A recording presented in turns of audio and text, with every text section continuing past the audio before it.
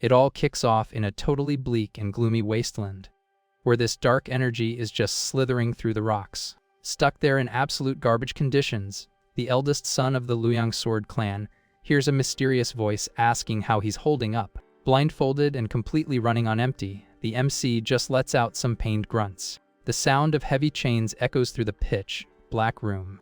Right then, an agonizing scream escapes his throat, showing just how much of a nightmare he's living. The entity mentions it's been keeping an eye on the guy ever since he lost his ability to speak, even though the scene is pretty rough to look at. The voice assures him that just hearing his heartbeat is more than enough.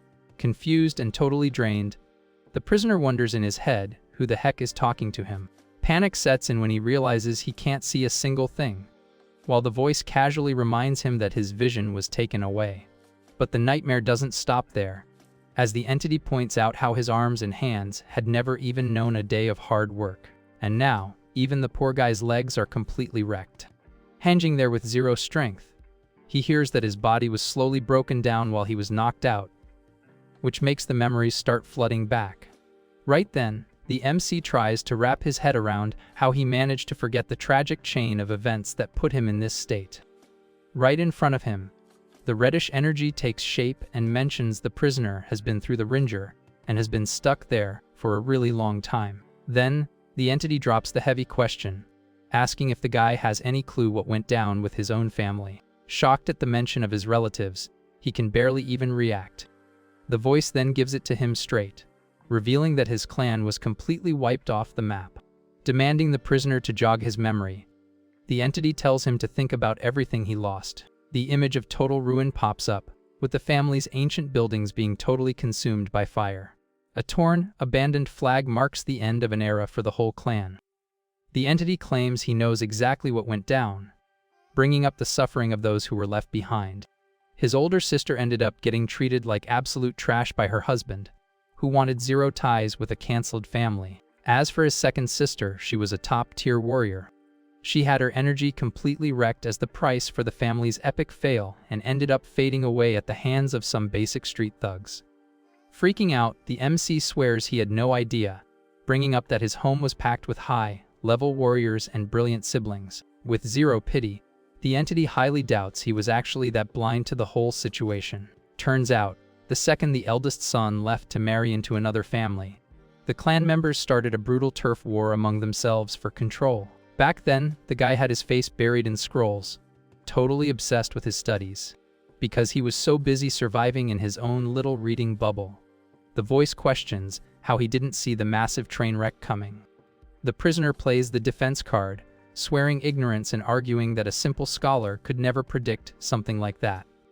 But the entity just mocks that title. The entity shows massive frustration with that totally weak excuse. After all, since he was 4 years old, he was already helping his mom sort out hundreds of super complex medical texts. At 5, the kid was literally advising the emperor himself on advanced farming tactics.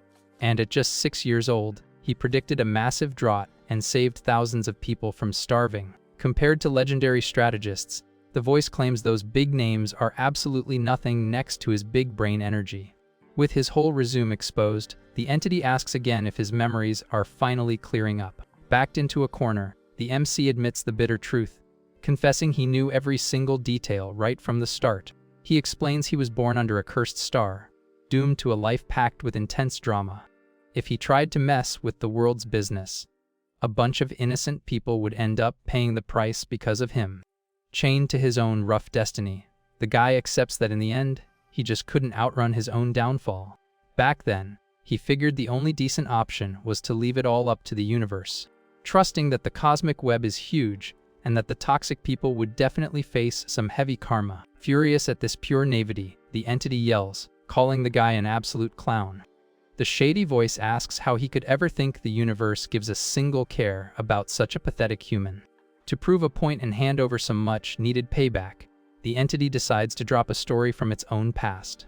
The vibe shifts to this super ancient, mythical era known only through some forgotten legends.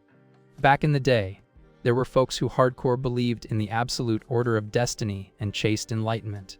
People thought there was a natural logic where every single toxic move would eventually cost an equivalent and fair price. But reality was a tough pill to swallow, showing that the cruel ones just kept living their best lives in pure luxury until the end of their days. Meanwhile, the vast majority of those who lived a good, clean life, ended up dealing with extreme exploitation and pain, checking out of this world way too early, whether they were good or bad. The second these people ran out of battery, they all just turned back to dust, no VIP treatment whatsoever. Based on that, the entity questions what kind of justice could even exist in such a busted system. Under this cruel illusion, the only thing that's actually real is the ruthless brutality of heaven and earth. The voice's conclusion is blunt: fair cosmic judgment was never anything more than a total scam. Hearing the raw, unfiltered truth, the MC lets out a weak, bitter laugh at the whole idea of higher punishment. He finally gets that it's all just a fairy tale, made up by people living with zero hope. Sensing the vibe change in the prisoner, the entity cuts to the chase and asks if he wants power. Without missing a beat and fueled by a new drive, the guy accepts the deal. The entity pushes further, asking if he wants to flip the script and save the people who actually matter. But drops a heavy disclaimer: the price will be his soul going through the ringer for all eternity, with zero rest stops. Fully locked in, the MC accepts the terms and swears to use every single skill he gets to grab this chance. He fiercely declares that he's going to be the only one pulling the strings of everyone's destiny. Loving the energy, the entity guarantees it can hand over that power and give him a fresh start. The voice then orders him to finally face his true self. Right then, a massive shockwaves runs through the guy's battered body as something wakes up inside him. An epic, energy-packed figure shows up, opening its eyes and demanding the spotlight.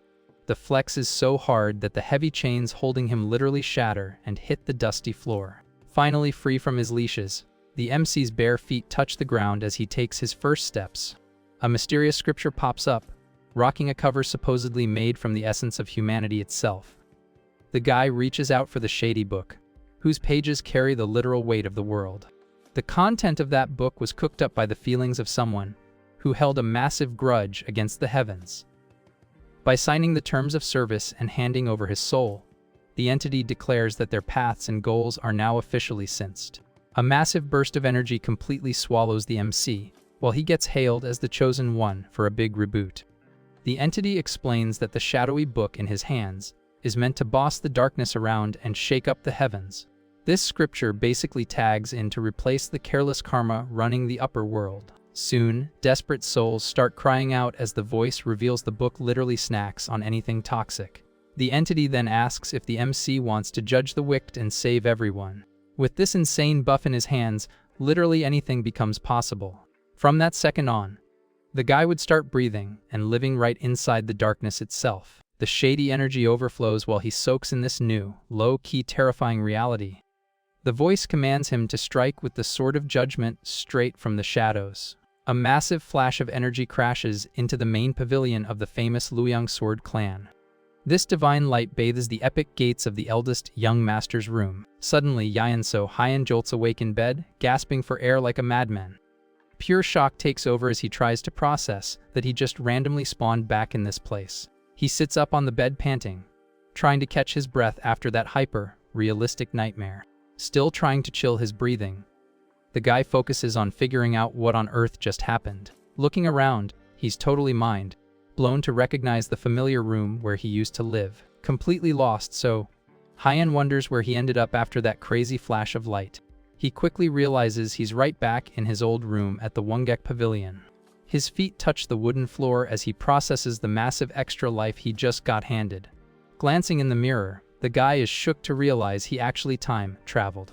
He notices he's been sent back to his 17th year, right before all the drama hit the fan. Outside, the staff are whispering, asking each other if the eldest master is awake yet. The MC listens in closely, catching their whole courtyard gossip in Ultra HD audio. One of the guys is totally mocking the situation, talking about how pathetic the big master's vibe is right now. The servant keeps spilling tea, saying the rumors about him being a genius were straight up cap. Surprised, so Hyan realizes his hearing is basically superhuman now thanks to the shady deal. He quickly notices it wasn't just his ears that got an upgrade after the dark pact. Checking out his own body, the guy feels a whole different kind of energy pumping through his veins. A dark, overpowering aura wraps around him, massively boosting all his physical stats. Looking at the chaotic flow, he figures this is the real deal power from the celestial scripture.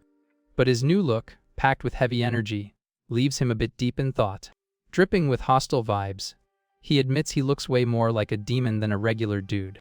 Realizing he can't step out looking like a final boss, the guy decides to dial back his aura. He pauses for a sec, trying to remember what being a normal person even feels like anymore. Deciding it doesn't matter, the master just brushes the thought off. Looking a bit more presentable, he finally feels ready to face the real world. Hyped to rewrite his fate, so Hyan declares it's time to start making moves. His bare feet step confidently toward the exit of his quarters. Without wasting a second, the young master slides the pavilion doors open and steps outside. The bright morning sun hits his face, making him let out a massive sigh of relief. Shook by his random spawn, the servants freeze what they're doing and just stare. The staff quickly bow their heads and hit him with the formal "Good morning." The bright light seriously messes with his eyes, since they were used to the pitch black vibe of his past trauma. The servants are super confused by the whole scene, weirded out by how zoned out the guy looks. The MC reaches out his hand just to feel the sunbeams hitting his skin. That cozy warmth makes him temporarily forget the brutal cold of the darkness. Enjoying the peace for a sec, he snaps back into boss mode and tells everyone to listen up, with a firm voice. So, Hyan orders them to call up every single worker in the pavilion. The head servant is totally thrown off by this random demand. First thing in the morning. A little while later, a whole crowd of staff gathers in the courtyard, totally complaining about the order. One of them just yawns with zero respect, roasting the master's incompetence to his buddies. Another worker questions why they were dragged out there, just to stand in silence. The MC scans the group with a dead serious look, asking if everyone is accounted for. His ice cold glare sweeps over the messy staff without showing a single drop of emotion. With zero chill, the master announces that not a single one of them is needed in his quarters anymore. He tells them to report to the management department to get their new tasks. The news drops like a bomb, leaving the head servant stuttering in pure shock over getting fired. Freaking out, the guy yells that this humiliating order is totally out of pocket. The MC quietly reflects on how much of a knave clown he used to be back in the day. Back then, he genuinely believed that showing kindness would earn him loyalty in return. Even without instant results, the guy used to hope his genuine vibe would eventually win them over. But reality hits hard, and so, Hyan lets out a sarcastic chuckle at their complaints. That low chuckle quickly turns into full, blown hysterical laughter as he covers his face. Pulling himself together, the master points his finger straight at the mouthy worker. The head servant replies looking stressed, and the MC dryly asks who exactly he is. The guy gulps and confirms he's standing in front of the clan's eldest master. Right then, the guy asks who they think they are to go around ignoring his orders. The sheer weight of their disrespect finally hits the servant, making him sweat buckets of pure panic. The master reminds them that the whole rebellion thing usually comes with some pretty heavy karma. He coldly threatens that even the lightest punishment would leave the guilty party unable to walk straight. Totally owned by fear, the head servant collapses on the ground, desperately begging for a break. Terror takes over the guy, crying and swearing loyalty while dropping the "I have a family to feed" card. Following his lead, all the other workers drop to their knees and start hitting their heads on the floor. The MC puts a finger to his lips, demanding absolute silence with a glare that could cut glass. He calmly watches the dudes crawling at his feet, totally crushed by his authority. Loving the outcome, so Hyan decides it was way too easy to squash those leeches. The MC admits it's his own fault for letting them get so sloppy and drops the news that he won't punish them for it this time.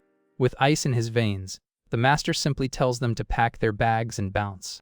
Relieved, the servant faceplants the floor, thanking him non-stop for not ending them right there. The guy promises to hit up the management office right away, but gets cut off by a quick and solid nope. So, Hyan decides he's gonna deliver the memo himself and tells them to let the head manager know to pick out just one kid to serve him. Without looking back, he casually walks into the pavilion while the ex-staff scramble away in full panic mode. Now alone, the guy holds up his hand, watching this red energy glow from it, thinking this whole setup is completely wild. He notices the sun is still warm, but wonders if the sun itself canceled him, since he can't even look at it anymore. Right then, the entity's voice echoes, reminding him that he now breathes and judges through the shadows to hand out the world's karma. Far from there, in a super fancy hall, a kneeling spy announces he's got some urgent tea to spill. The sneak reveals that the young master just totally cleared out all the eyes and ears spying on the Wangak pavilion. While a worker pours tea, the heavy news just hangs in the air. The MC's dark energy is felt from afar by the boss, who gets super salty about the audacity of a guy he thought was a total loser. Outside the management department, everyone's already catching the vibe that things are shifting. Sitting at his desk, the head manager admits he kinda knew this moment was gonna drop sooner or later. The head manager thinks it's super sus that a guy who ghosted the world for 10 years suddenly fired his entire squad. Diving into his memories, the guy remembers when the young master grabbed a sword and got into a fighting stance. Back then, the kid unleashed an insane aura with just one move. The visual flex left everyone in the room totally shook and clueless as to how that was even possible.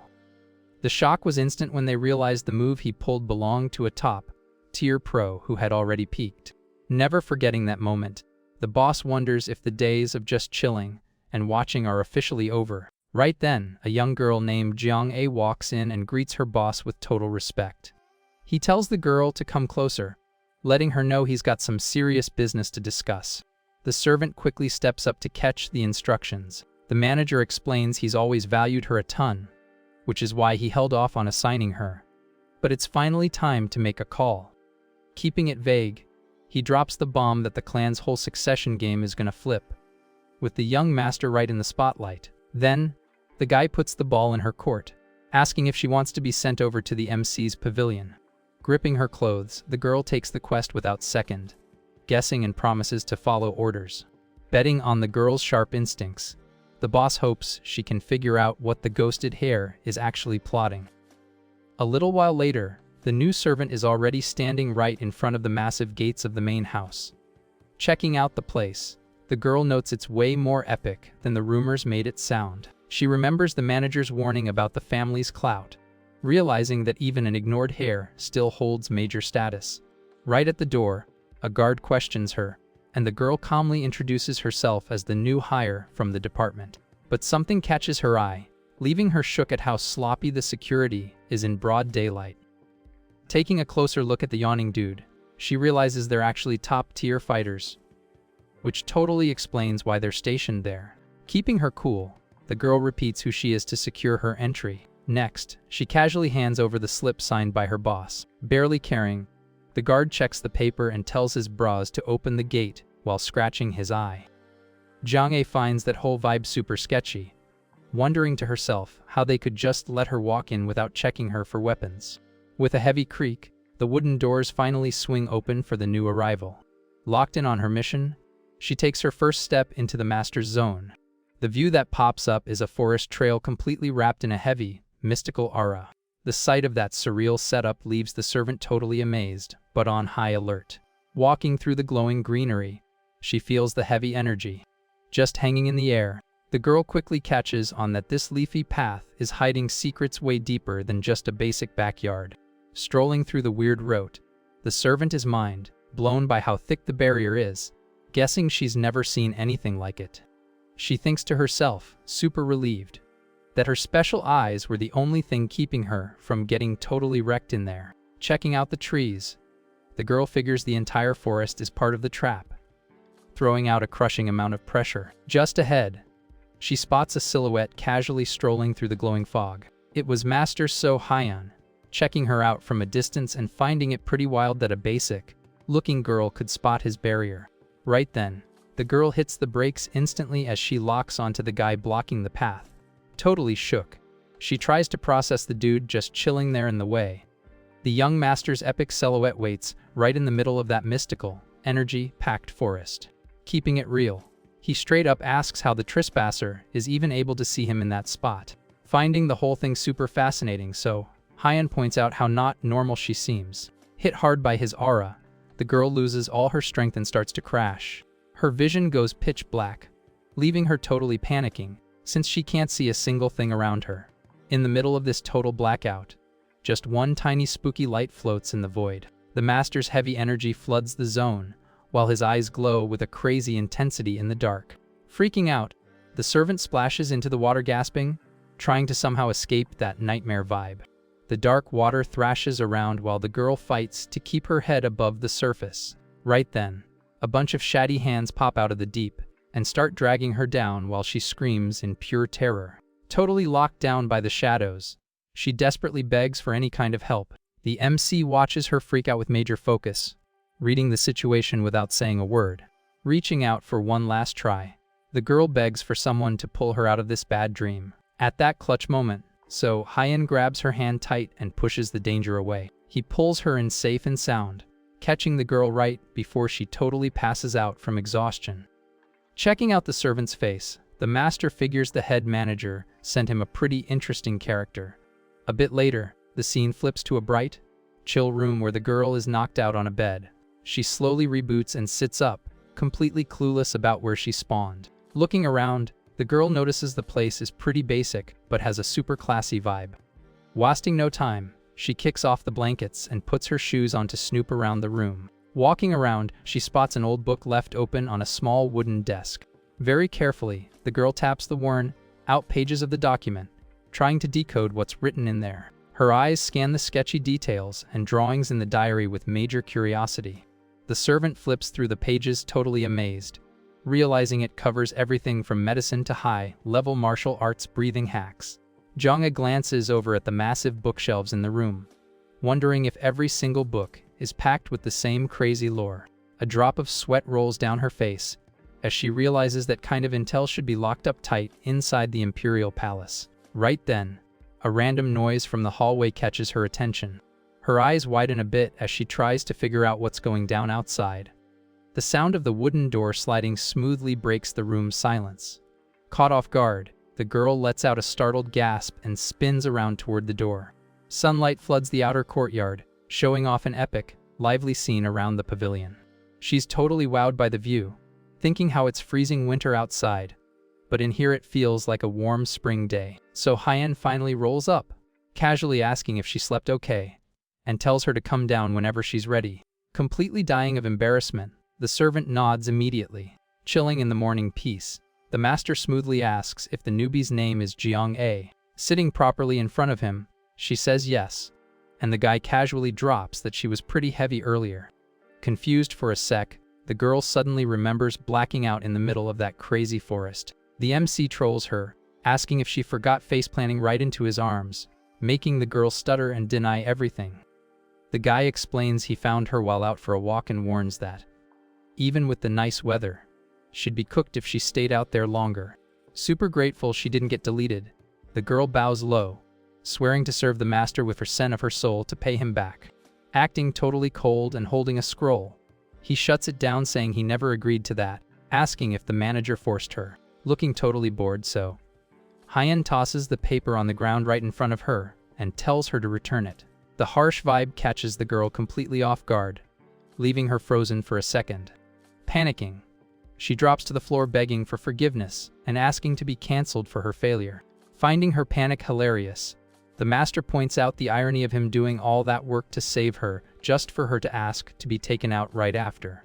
Jeong-A swears to make the most of her extra life and promises to do literally anything, while the MC notices her eyes glowing in a weird way. A tiny smirk pops up on his face as he realizes the massive joke Destiny just played on him. He spots that golden look right away, identifying the girl as the legendary golden-eyed witch. Wondering why they never bumped into each other in his past life, the guy randomly switches topics and asks if she can cook, leaving her totally confused. Leaning in a bit, the master just waits for her to answer, and the servant awkwardly admits she knows her way around a kitchen. The fire is popping off in the wood stove as meal prep goes into overdrive. Sitting on the floor fanning the flames, the girl sighs super tired, complaining that this whole chaotic mess is because she passed out in the woods. But the memory of that terrifying, final boss aura the master had earlier is still living rent-free in her head. Trying to shake off the bad vibes, the girl wonders if that dark vision was just a nightmare from being exhausted. To kill the tension, she slaps her own cheeks and decides to speedrun making lunch. Chopping ingredients like a pro, the girl thinks about how easily the master broke her guard, officially calling cap on the rumors that he was weak, sneaking up like a ninja. So Hyan pops up behind her asking if meatballs are the main course, giving her a massive jump scare. The servant spins around super fast, still holding the knife, and the guy jokes asking what could possibly be more important than the lunch menu.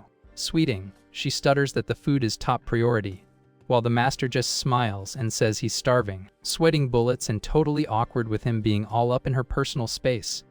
Jong-a just mumbles a quick highs. A bit later, a massive table packed with epic food is ready, and the MC praises her speed, telling her to grab a plate. Trying to be professional, the girl politely declines, saying she'll eat after he's done, but the master demands she join him, totally dropping the chill vibe from before. The guy's eyes go cold, and he straight up orders her to sit down immediately. Zero patience for fancy rules, so Hyan warns her he hates repeating himself, making the girl cave and take her seat. Using his own chopsticks, the MC grabs a steaming meatball and nicely offers it for her to try. He drops the food right into the servant's bowl, leaving her totally short, circuiting over him, breaking the boss-employee boundaries. The master keeps piling on the food without caring about the rules, while she has a total internal meltdown about eating before her boss, resting his face on his hand looking super chill. He just watches the girl and tells her to start eating already. Still super nervous, Jong-a takes a bite while the guy watches closely, immediately asking for the review. The flawless taste of her own cooking actually surprises the servant, and she quietly agrees that it slaps. Hyped about the good review, the MC smiles warmly and says it's finally his turn to wreck the buffet. One bite is all it takes to blow his mind, praising the top-tier seasoning and his new chef's crazy skills. The master's appetite is on demon mode, and he quickly holds out his empty bowl demanding another round. Demolishing everything at warp speed, the guy drops compliments non-stop while asking for refills. Night drops over the pavilion, and the MC's voice demanding more food keeps echoing across the quiet yard. After an absolute marathon of eating, the servant carefully mentions the pot is empty, making So Hyan pause and decide to dip, even though he's still hungry. The girl quickly offers to brew some tea to help him digest, but the master skips it, saying some good wine would hit way better right now. Chilling alone on the roof under the moon, he thinks it's wild that his stomach feels like a black hole, blaming his new edgy scripture buff. A cocky smirk shows up as he wonders if having the munchies forever is the only catch to using a dark art that literally rewinds time. Out of nowhere, the shady entity's voice echoes in his head, roasting the guy for thinking the side effect would be that basic.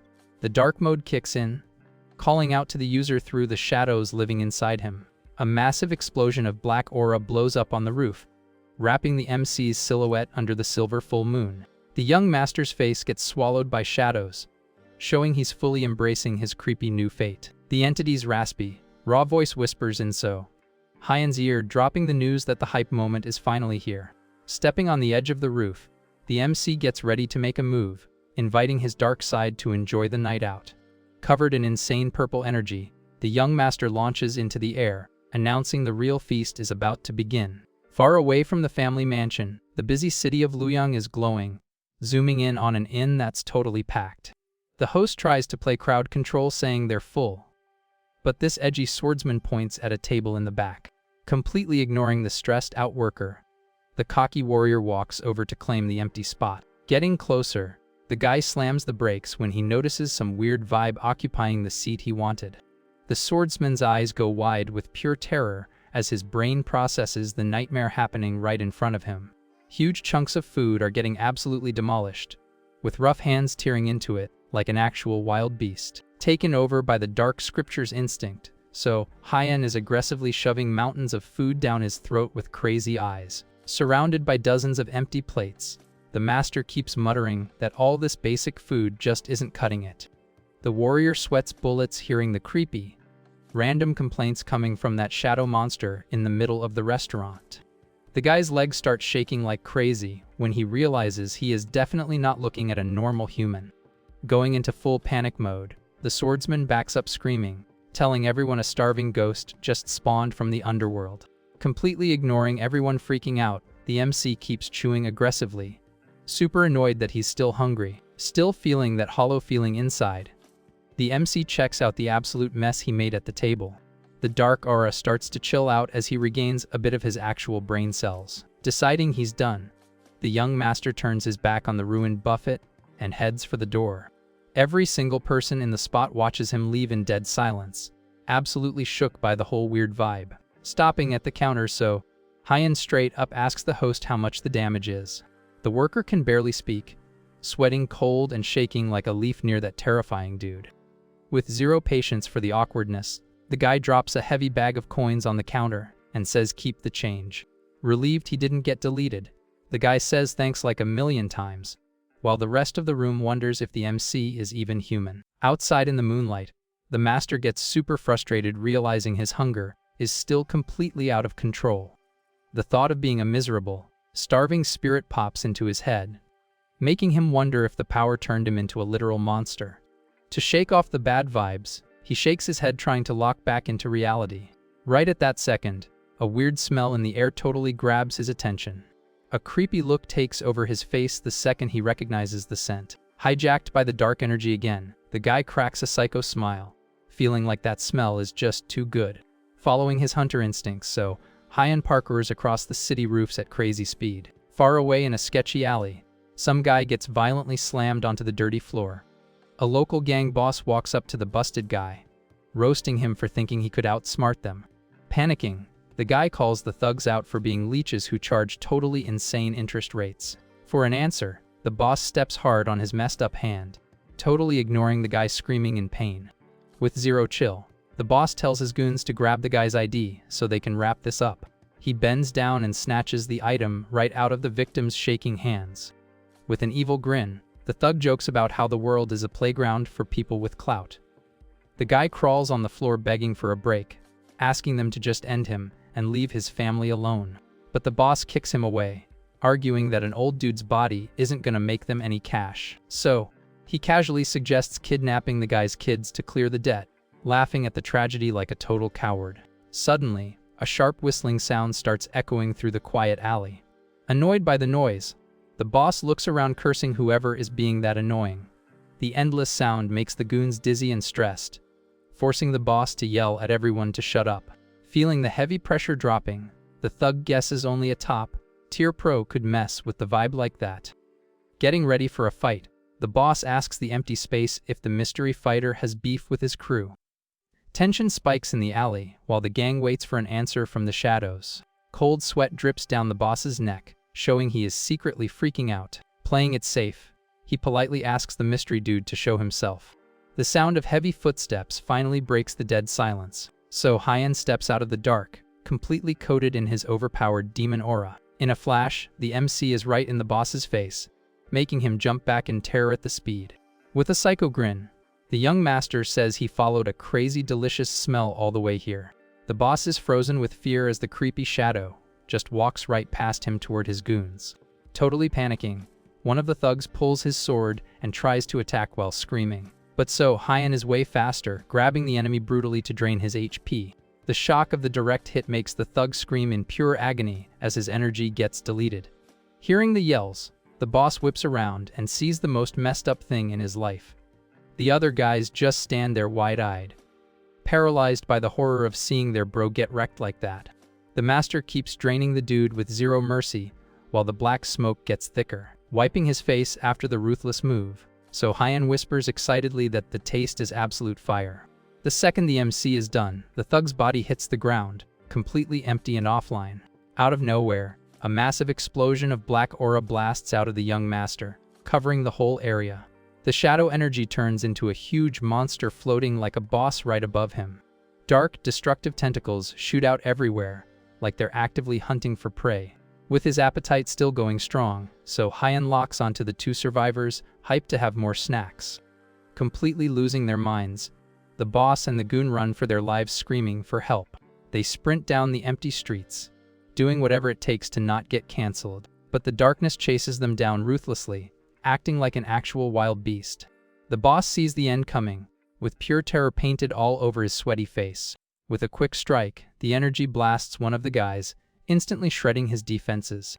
The thug is shook, praying in his head that this whole nightmare is just a bad dream. But reality hits hard when he faceplants, totally shut down by the shadow force. Seeing his own game over approaching, the boss screams his lungs out at the red moon as the dark catches him. Trying one last useless escape, he bangs on a random gate begging to be let in. With nobody helping, the guy turns around crying, asking why he's getting hunted when there are way worse people out there. The MC slow walks toward the survivor, dropping terrifying pressure with every step. Getting right in the victim's face, the young master cracks an evil smile and says this is just the tutorial. Then, the shadow entity swallows the rest of the alley, deleting the gang for good while they scream in despair. The scene hard cuts, showing the guy face down on a cold stone floor. He opens his eyes, struggling a bit, completely clueless about where he spawned this time. Sitting up so, Hyan rubs his head trying to remember that he just left the inn a minute ago. The demon aura is totally gone, leaving him back in his normal human default settings. Looking around, the master finds himself in a long, dark hallway packed with ancient coffins everywhere. Checking out the creepy layout, he quickly guesses he must have clipped into some underground tomb. Out of nowhere, a rotting zombie pops out of the shadows and lunges at him growling. Super chill, the MC just dodges the slow mob, thinking it's wild how durable these puppets are. A creepy voice bounces off the walls, praising the guy's chill vibe and calling him the heir to the ancient scripture. The boss of the dungeon reveals himself as an old, hooded, wrinkly dude throwing off major magic energy. Not intimidated at all, so Hyan claps back, roasting the enemy by saying his voice sounds like mold stuck in his throat. Finding the disrespect hilarious, the sorcerer smiles like a monster and praises the weird visitor's trash talk. Keeping the energy up, the young master jokes asking if the guy's dental hygiene is so bad that his teeth rotted out. Loving the audacity, the old man says he respects the vibe and notes the shadow book finally found a worthy host. The sorcerer figures the cursed item just found its actual boss. The creature lets out a creepy laugh and admits he's never met anyone like the kid. Right after, the zombie asks what a random kid even knows about the book to be talking so big. Smoothly so, Hyan explains it's a super ancient artifact that can literally glitch time and send him back to the past. He drops the lore that the item ignores logic and was crafted using pieces of 3 immortals. But the master admits he doesn't know much else and politely asks for a lore dump. The old guy drops a shocked noise hearing such a grounded answer. The entity mentions that usually the people who get the book get totally swallowed by ego, or just go blind crazy. But the sorcerer admits the young master is built different from the past users. Right then, so Hyan notices the vibe switch and wonders if the old guy stopped calling him kid out of respect. Keeping it real, the zombie reveals that even he doesn't fully get how broken that book is. The creature explains the old immortals lost their minds trying to control the dark, and its origin is still a massive mystery. The reason for 0 answers is that the old guy used to be an immortal too, but fell off until he became literal dust. Listening closely to the lore, the MC stays super quiet to download the data. The old man says he spent ages studying the item, but every new clue just unlocked more impossible puzzles. Even so, he was too obsessed to stop grinding on his research. Looking at the wizard so, Hyan admits it's still weird that an old immortal studied it forever and still got nowhere. The entity clarifies that tons of epic heroes tried to master the item, but they all got totally consumed doing it. Pointing at the kid, the old man says he sees a glimmer of hope, since the guy actually cleared the tutorial quest. Confused by that, the master asks what quest he's even talking about. Laughing at the whole thing, the zombie asks if the MC didn't just snack on some dudes up on the surface. Reality hits so, Hyan like a truck, leaving him a bit shook as he connects the dots. His recent memories replay, showing the exact second he wiped out the thugs in the alley to cure his munchies. During the fight, the kid went full demon mode without hesitating for a second. It becomes obvious that the more toxic dudes he consumes, the more the Shadow Book's true stats unlock. Back in the present, the MC notices his crazy hunger is finally gone, even though he thinks this whole setup is super weird. Chilling in his tome, the sorcerer warns that this is the first and only rule the book forces on the user. The guy remembers the skill's name and realizes the real goal is to eat the world's darkness by acting as a fake heaven. The old man says spot on, explaining that the starving ghosts from the book aren't literal ghosts. Actually, they're just buffs that help the kid eat through the domain made by the demon energy. Slowly, the old wizard starts glitching out into the shadows of the hallway. With a weak laugh, the creature notices their chat time is expiring.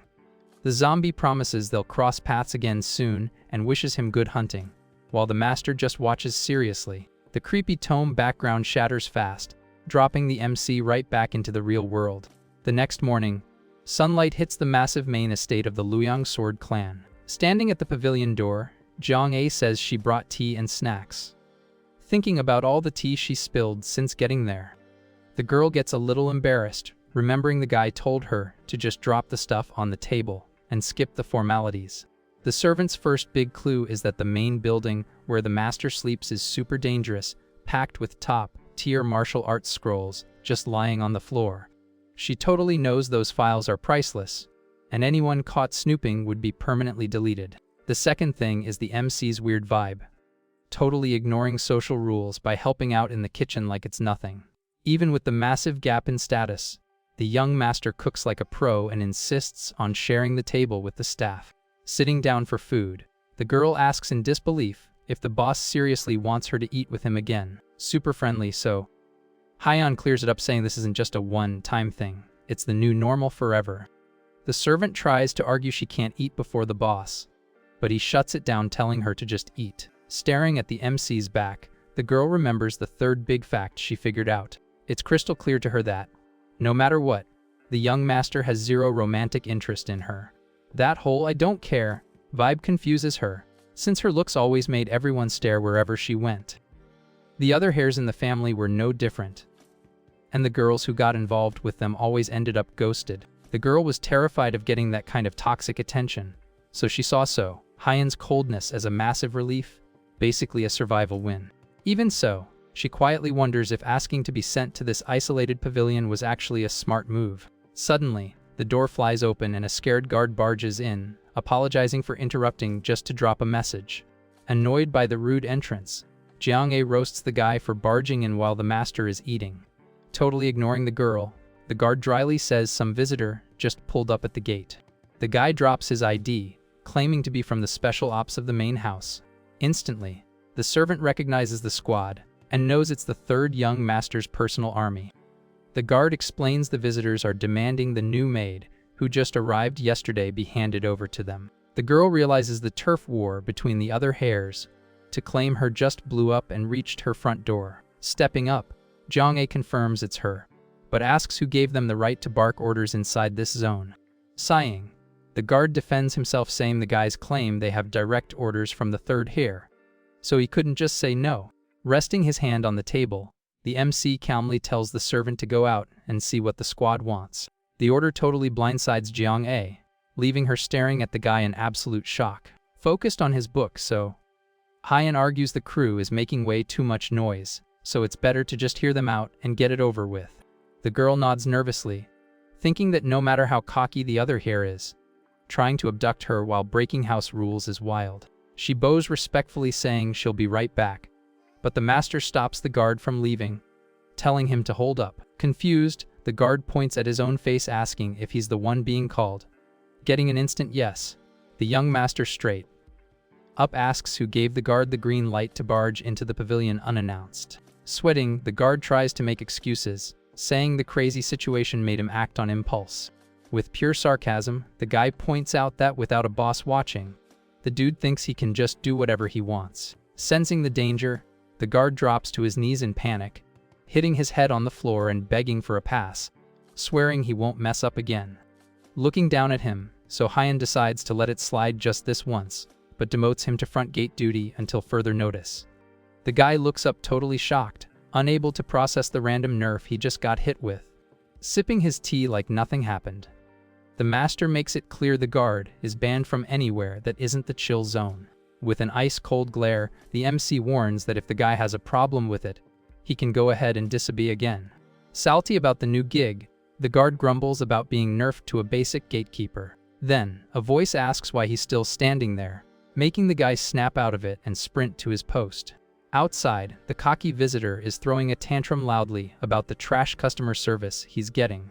Jonga walks up to the dude looking totally chill and introduces herself politely.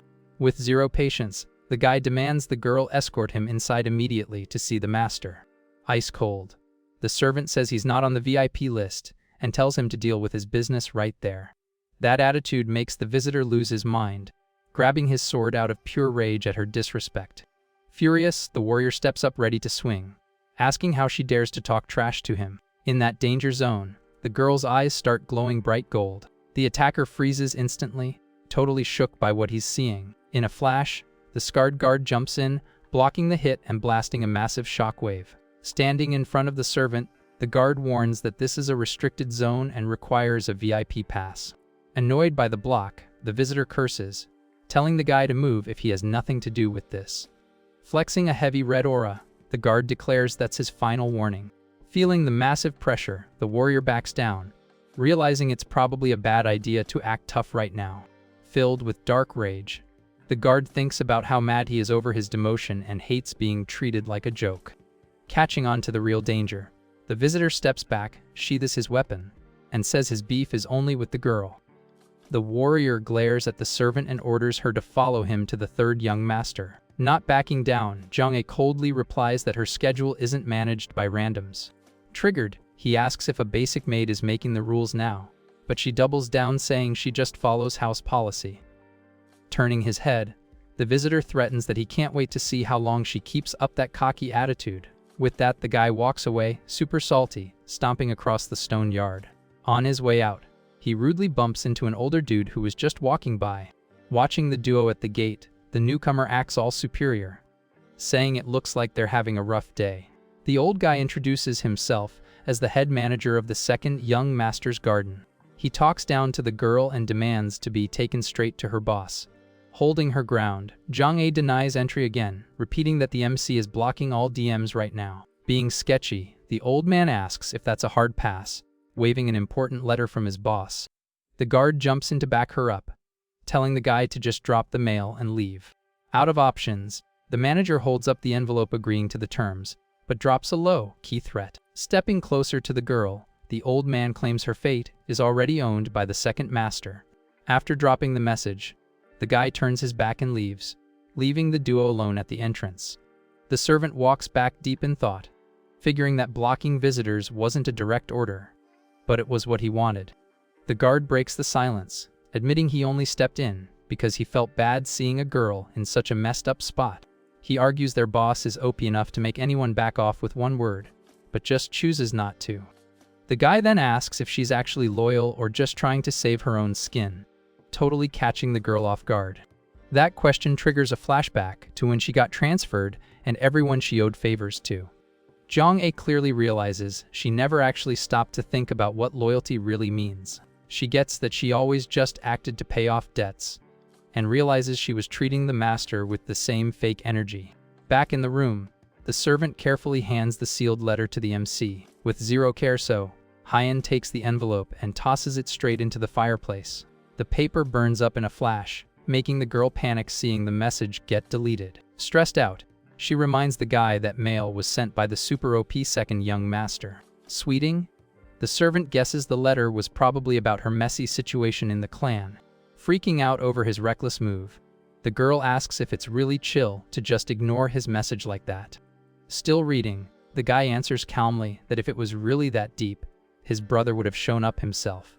Not getting his logic, she stays quiet, and the master asks why she didn't just read the letter if she was so nosy. So, Hyun flips the page totally chill, asking why she didn't peek at the text before dropping it off. Shook by the idea, the girl says she'd never have the guts to pull off a crime like that. Closing his book, the MC takes the answer and changes the subject, inviting her to grab some tea. He pours the hot drink into the cup and asks if she wants to chill with him, getting a fast yes. Keeping it classy, Jong-ae holds the tiny cup carefully and takes a sip. The vibe in the room gets cozier as the servant praises the awesome smell of the tea. But she looks down, trying to decode the real meaning behind him asking if she read the letter. A flashback hits her brain, and the puzzle pieces start snapping together. She remembers how the master always made her test all the food and drinks before he even touched them. Panic hits the servant when she realizes the meals could have easily been spiked. Totally mind blown, the girl finally gets that he never actually trusted her, even when they were just chilling. Feeling the heavy rejection, she stands up super fast, claiming she was just another intruder there. Not caring about her freak out at all, The young master keeps reading and coldly agrees that's straight facts.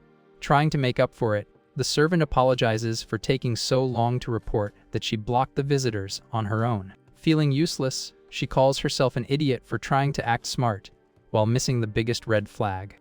The girl wonders if she spent her whole life just surviving, grinding for a clan without having a real boss to follow. Overwhelmed, the girl loses her balance and drops to her knees on the floor. Bowing with respect, Jiang-A begs the guy to accept her sent loyalty from this moment on. The MC watches the scene quietly, just humming while checking if she's actually being real.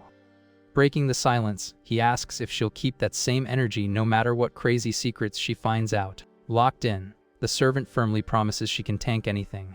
The master then hits her with a direct question, asking if she knows what really happened to his dad, the big boss.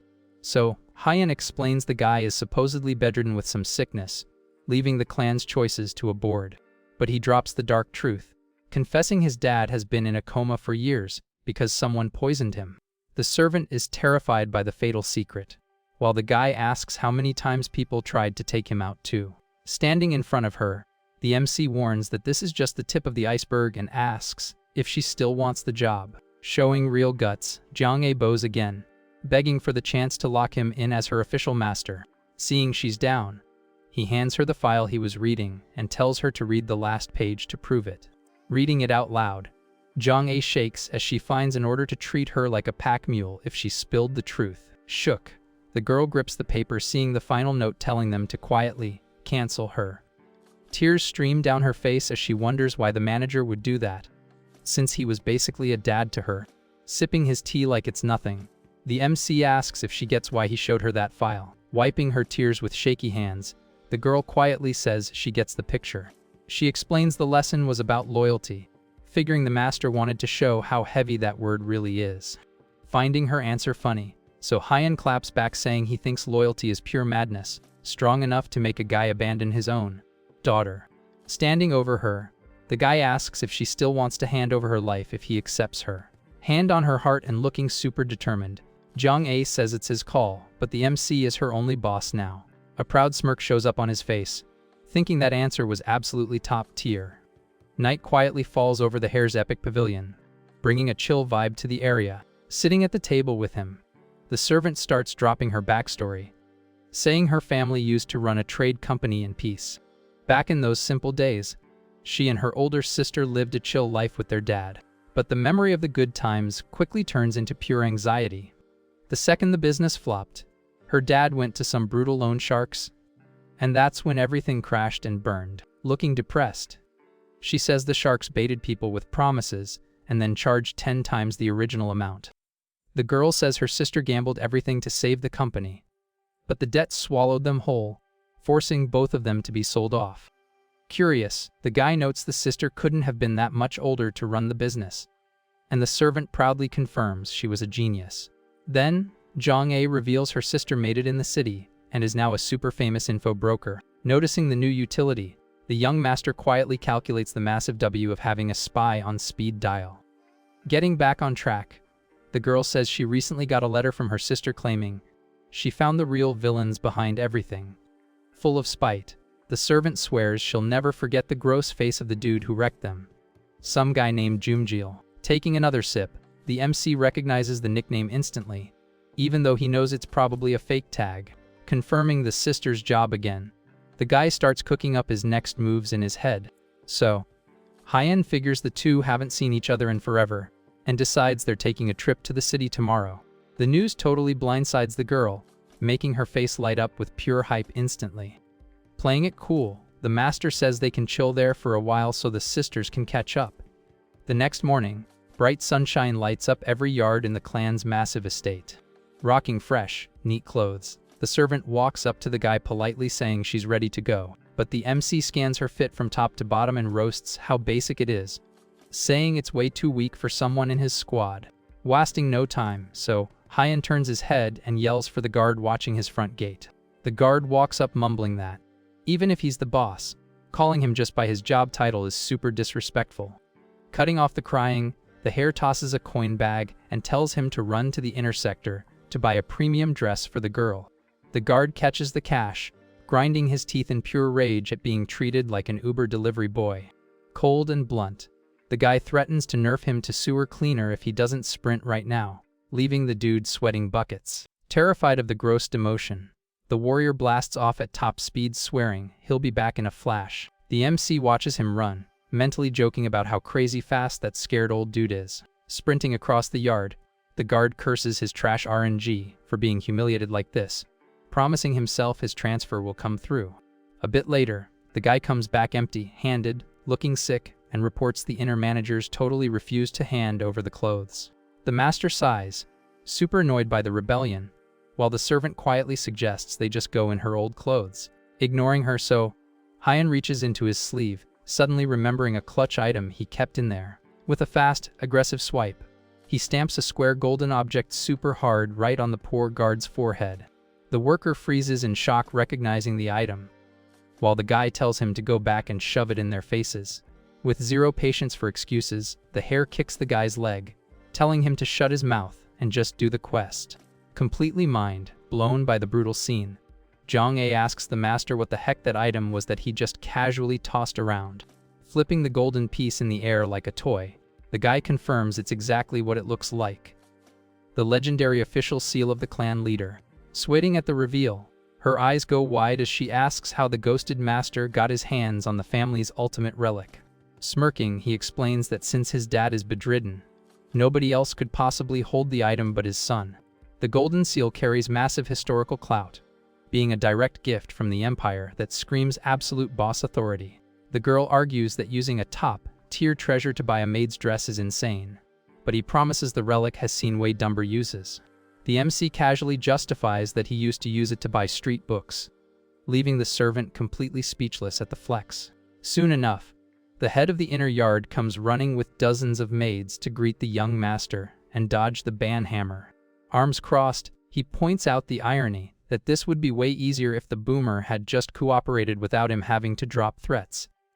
Super stressed under his boss aura, the old lady tries to ask for permission to leave, but the hare shuts her down instantly. A bunch of maids start unloading tons of chests and boxes packed with premium fabrics right in the middle of the stone yard.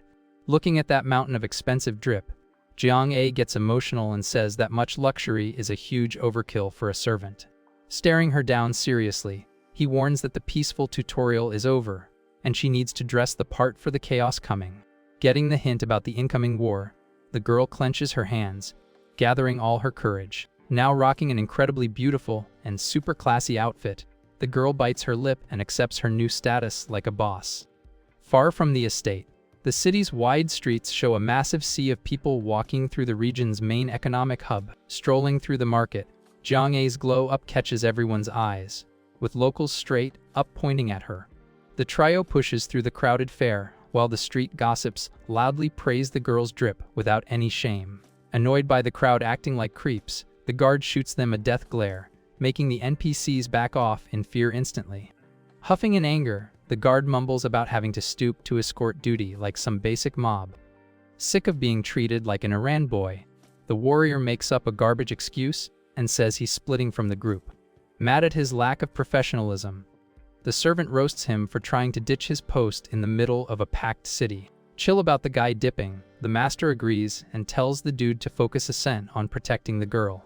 In a literal blink, the MC vanishes without a sound, leaving the guard looking around like crazy trying to figure out the hack. Cursing because he lost the target, the warrior tells the girl she's gonna have to navigate to her sister totally solo. Confident in her route, Jong-A turns down the escort and tells him to go find the boss, highly doubting anyone could even scratch the guy. With a massive, impatient jump, the guard lands hard on the roofs to get a drone view and starts scanning the city. Using his movement tech, the guard sprints super fast across the shops, trying to pick up any glitch in the matrix. Standing on a roof, the guy is shook realizing the hair literally evaporated into thin air, without dropping a single pixel of energy. Cold sweat drips down the veteran's face as he terrifies himself, wondering what kind of final boss is hiding under that kid's skin, far away from the annoying surveillance. So Hyan's solo silhouette walks in dead silence through the capital's shady back alleys. Suddenly, a heavy wooden door creaks open slowly in the middle of the dark alley. The master takes his first steps inside while a mystery voice announces he's arrived. Standing at the door, the guy is greeted by a host inviting him into the humble base. Walking through the moonlit yard, the beat-up guy with him is totally shook to recognize the place. The dude panics, guessing the gang thugs who jumped him earlier also passed through here. Freaking out, he sprints desperately calling for his wife to make sure she wasn't deleted. The woman pops up relieved with the kids, but instantly panics seeing how trashed her husband looks. The family finally groups up in a massive hug, a super emotional reunion after all that trauma. Meanwhile, Hyeon just watches the scene with a totally chill face, staying quiet. The wife notices the MC's epic presence and stares at him looking super stressed. Scared, the woman bows fast, promising to pay off the debt if they get a pass so they don't lose any limbs. Copying her, the beat-up husband drops to his knees begging for his old dad's life. Seeing his wife confused, the husband tells her to chill and explains the young guy is the one who saved him from the thugs. Hearing the plot twist, the woman sighs in relief and looks down, super embarrassed by the mix-up. Crying happy tears, the guy faceplants the stone floor again to show max gratitude to his savior. Getting all these bows, the young master stays totally silent while scanning the room. The local walks up humbly offering a tiny cup of tea for the VIP to drink before he dips. Not wanting to be rude, he decides to take the family's hospitality for a minute. While brewing, the host apologizes for the basic tier tea leaves, worried the drink might offend his fancy taste buds. Taking the first sip, the MC praises the tea's taste and swears the smell is top-notch. Sitting at the table, the guy asks again how he can pay him back for his life, but the kid cuts him off saying he didn't do it for loot and mentions the thugs. Furious, the dad explains the gang is a super famous underground crew run by Joomjul. He drops the lore that the crew runs everything from loan sharking to casinos, getting their hands dirty with whatever drops massive loot. The master then asks why a normal NPC would end up in a casino, and the guy says it was the ultimate trap. Because the law nerfed interest rates, the thugs forced victims to gamble to multiply the debt, ruining the exact law his family helped build. Thinking the lore is cool, Hyeon takes another sip and straight up asks if the guy has any more useful data on this boss. The guy looks down frustrated, admitting basic NPCs like them could never access that kind of VIP intel. Getting the guy's limits, the hare closes his eyes and takes the answer without pushing. Right after, the guy stands up thanking them for the warm welcome and announces his visit is over. Worried about him leaving so fast, the host begs for the savior's name to pay him back later, but gets a cold no. The whole family bows while the guy tells him to hold up, swearing they wouldn't be ungrateful enough to let him leave with 0 drops. Their stubbornness actually catches the young guy's eye, making him look over curious. Scattered across the wooden floor of the next room, a bunch of ancient masks are lying totally smashed. The MC walks into the creepy room, checking out the mess the thugs left behind. Grabbing a smooth white piece, he decides that rough item will be his final payment for saving the family. The host's eyes bug out in pure terror when he realizes exactly which item the kid picked. Super nervous, the local steps up confessing he wasn't the one who crafted that weird piece. He points out the item is completely unfinished, with 0 holes for the eyes or nose, plus the texture is super rough. That was his crazy old dad's final project, and the rumors that the item had a cursed debuff made him want to smash it. Ignoring the spooky warning, the hare calmly asks what the actual reason was for the crafter to focus on that right before the end. The guy shrugs stressed out, arguing it's impossible to find any logic in a totally insane dude's actions. Keeping a sharp look Hyeon insists on knowing if some massive tragedy triggered all that madness. Sweating from the accuracy of the question, the guy reveals he used to have an insanely talented older brother. He tells the story of how the original crafter had VP connections with an inspector, but the son's talent caused envy, and he got unfairly locked up. Making it worse, the cop demanded a crazy high bribe to let him go, forcing the old man to borrow dirty money from the OP gang. The result of that cruel scam was absolute trash, because the only thing that came back home was the kid's lifeless body. Crying over his son's remains, the old man found out through rumors that the inspector himself stepped up and deleted the kid with 0 mercy. Making the pain worse, the man reveals it all happened just because of a stupid bet between rich dudes over treasures. The tragedy really set in when one of the old man's items ended up in that luxury bet, catching the attention of toxic people. The noble who lost the bet raged hard, and took out his humiliation by blaming the hare, who was supposed to take over the shop. Looking for divine payback, the crafter started protesting in the streets, screaming at the sky, only to get brutally jumped by the guards. As a final punishment for being annoying, the cop broke all the joints in the old man's hands to make sure his career was officially over.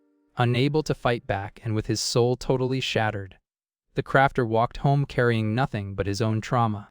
From that cursed day on, he locked himself in the shop and ignored his family until the moment his HP hit 0. After hearing the heavy lore, the MC checks out the blank mask and asks how they still haven't figured out the real meaning behind it. Desperate for the truth, the son drops to the floor begging the kid to explain the mystery of his family's final art. Running his finger over the bumpy relic, the guy notes it makes total sense that it looks this rough. The image of the creator swallowed by madness, starving and rotting in the dark, shows his setup was absolute garbage. Without his arms, the old man held the tool with his toes, tearing his own flesh, but never giving up.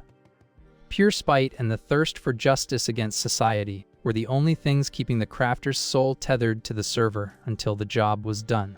In his most agonizing moment, the old man hugged the piece covered in his own sweat and pain with one last suffocated scream. Right after, his busted body finally gave out and his final breath turned that basic piece of wood into a cursed relic. A heavy red aura covers the zone as so. Hyen turns his back on the humble house, leaving the grateful family behind. Using all his physical buffs, the hare sprints and jumps crazy fast across the rooftops under the night sky. Gliding through the air, he figures the energy packed by the old man's angry soul was the exact GPS that guided him there. The master lands smoothly on top of an abandoned building, watching the lonely mass give off a strong ghost glow. The emotional flashback of the mom hugging her kids after the village terror pops back into the warrior's head like a glitch. Standing in the dark, he gets that the furious spirit would only find peace knowing they were safe, finally solving why the item has no eye holes. Holding the relic tight, it's obvious the crafter had the skill to make eye holes, but made sure to keep it completely sealed. The dark irony makes him let out a short laugh as he slowly places the wooden piece over his face. A brutal explosion of purple energy swallows his silhouette, showing the dead crafter's total refusal to look at any more evil in the world. The heavy, mysterious silence takes over again, hiding the tension leveling up inside the most violent alleys of Luoyang. Hiding in the gang base, the repetitive sound of a needle piercing skin draws a stack of dark skulls on a buff arm. A thug leaning on the wall roasts his tattooed bro, claiming the new ink is an achievement unlocked for deleting another unlucky victim. With a proud grin on his wrinkly face, the old tattoo artist announces the first line is done and asks if the goon wants to start phase 2. Trapped and panicking, the victim screams, while the thug says they're done here and tells the guy to scram. Suddenly, the heavy wooden doors of the base are completely blasted apart by a massive impact. The MC crashes the main hall, grabbing the attention of the younger brother, and the rest of the gang just chilling there. Finding the dramatic entrance funny, one of the thugs says he was actually hyped for the invader to show up. Wasting zero time, the guy rushes in holding his sword and launches a fast strike. Sure he's gonna win, the thug pushes forward aggressively while charging his energy for the hit, but he takes a brutal punch straight to the face, grunting in pain as his stance gets completely wrecked. Using the chaos, another goon tries his luck with a blade, but the master dodges the slash like it's nothing. With a flawless counter, the hare hits back with a direct strike on the enemy. The hit is so overpowered that the enemy gets violently slammed into the wooden floor. Raging, the gang boss tries a sneak attack, throwing a heavy hit from behind. Using his crazy agility, the kid slides back and dodges the danger at the very last frame. He lands smoothly in the hall, standing face to face with the boss who is leaking dangerous energy. The attacker tries to land a charge punch, but the young master blocks it without even breaking a sweat. With his minions knocked out everywhere, the boss just lets out a sarcastic laugh at the messy room.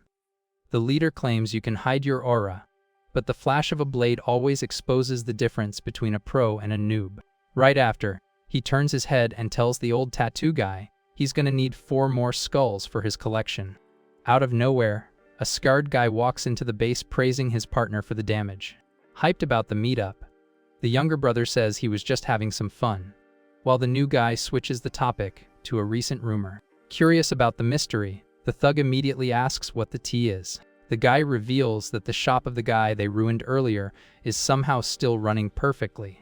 He explains the goons took care of the dude's family. But now some guy looking like a scholar took over the spot. Shook by the info, the goon repeats the title, trying to process the absolute audacity of the random dude. Stepping over his knocked out enemies, the leader wonders who would be crazy enough to challenge his gang's authority. Locked in on fixing the bug, the two brothers walk side by side through the capital streets. Stopping dead in his tracks, the thug announces they finally hit the GPS coordinates from their spies. The criminals stare at the young master sitting in front of the shop, asking if that's the guy they heard about. The younger brother says yes, but roasts the kid for looking way weaker and noob-like than he expected. Completely zoned into his work, the MC just keeps carving a little wooden statue in dead silence. Sick of waiting, the boss suggests they just interrogate the kid directly and walks up to the desk. Acting super cocky, the older thug straight up asks what happened to the old owner of the shop. The young master pauses his grind and lifts his relic, covered face to stare at the intruders. Feeling a chill down his spine, the thug is surprised he's actually nervous and admits in his head the mask gives off super creepy vibes. Annoyed by the silent treatment, the partner yells demanding respect and telling the kid to speak up. Unfazed by the trash talk, the hare just tilts his head in a quiet, calculating way. He carefully places the tiny wooden figure he was carving right on the desk. Taking the artifact off his face, the kid leaks a dark aura and asks if the thugs know what true mercy looks like. The duo is totally lost by the random question, cursing and treating it like a garbage joke. The master coldly agrees, figuring it was a huge mistake trying to drop high-level lore on NPCs like them. With a smooth move, he puts the old mask away, ready to handle the bug using a different strategy. Finding the disrespect funny, the brothers decide the only way to teach the kid some manners is with a heavy beatdown. The younger brother punches the table and mocks that such a weak mob isn't even worth a real attack. The vibe in the room gets insanely tense as the criminals start scanning the inside of the shop. Checking the shelves, the boss's mind blown because his goons swore they trashed the place and looted everything. Holding a perfect mask, the guy tries to solve the glitch and guesses some dark magic was used to reboot the room. The hare walks into a dark room, and the older thug follows him, asking if that's where the kid is hiding. Crossing the door, the attacker gets hit with creepy laughter echoing in the room, making him jump back. Suddenly, hundreds of ghost hands clip through the floor and grab the criminal, who screams in terror at the glitch. Seeing the nightmare, the gang boss goes into shock and gasps, completely frozen by the horror. In the pitch black, a monster claw made of pure energy lunges at them with zero chill. The attack hits the thug dead on, locking his neck in a chokehold so tight he can't breathe. The dark rage also swallows the older brother, crushing his throat and forcing out an agonizing groan. With extreme violence, the entity throws the boss against the wall, shattering the wooden frames. Panicking seeing his bro hurt, the partner tries to use his strength to push forward and help, but the pressure in the room is crushing, making the goon sweat cold and freeze in place. Out of nowhere, a stealth hit from the shadows clips the criminal's leg, breaking his stance instantly. Completely owned, the guy falls on his back and gets violently dragged into the back of the room. He reaches out screaming for help in a high-pitched yell while the dark deletes him. The drag is so rough his nails literally tear up the wooden floor trying and failing to escape the game over. Watching his ally's inevitable end, the gang boss reaches out crying, begging for mercy. The room fills with the muffled screams of the thugs as they get ruthlessly judged in the shadows. Creepy ghost faces render in the dark, laughing like psychos while they eat the criminal's karma.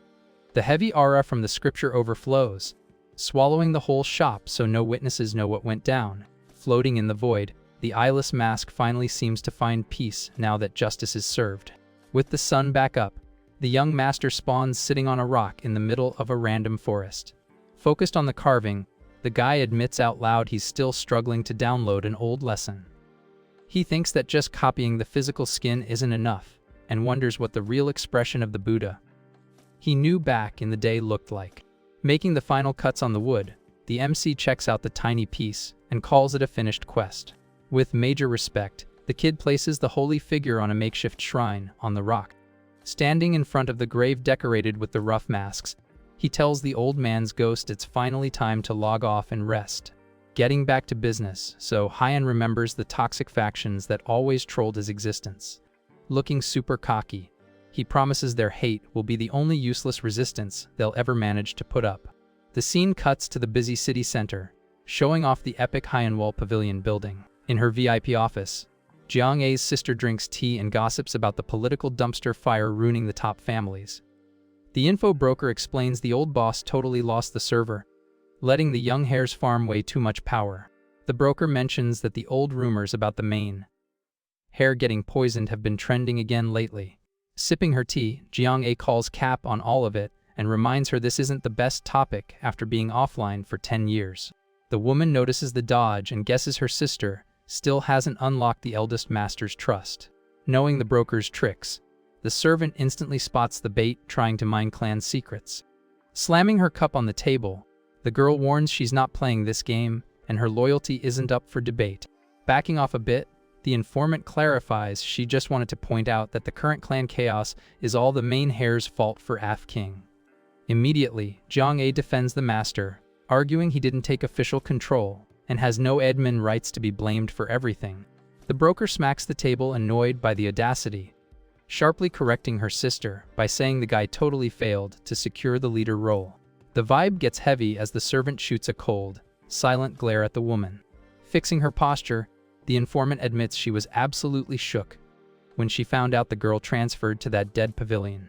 Hiding her thoughts, the girl quickly figures out how, and when her sister hacked into that classified info. Holding a long pipe, the broker admits she has no idea why the girl chose to main that specific guy. Blowing smoke, she roasts Jiang-A for following such a weak dude, using his toxic nickname. That insult is the final straw for the servant, who ice-cold demands the informant never use that disrespectful tag again. Shocked by the hardcore defense, the woman nods and apologizes for flaming her boss.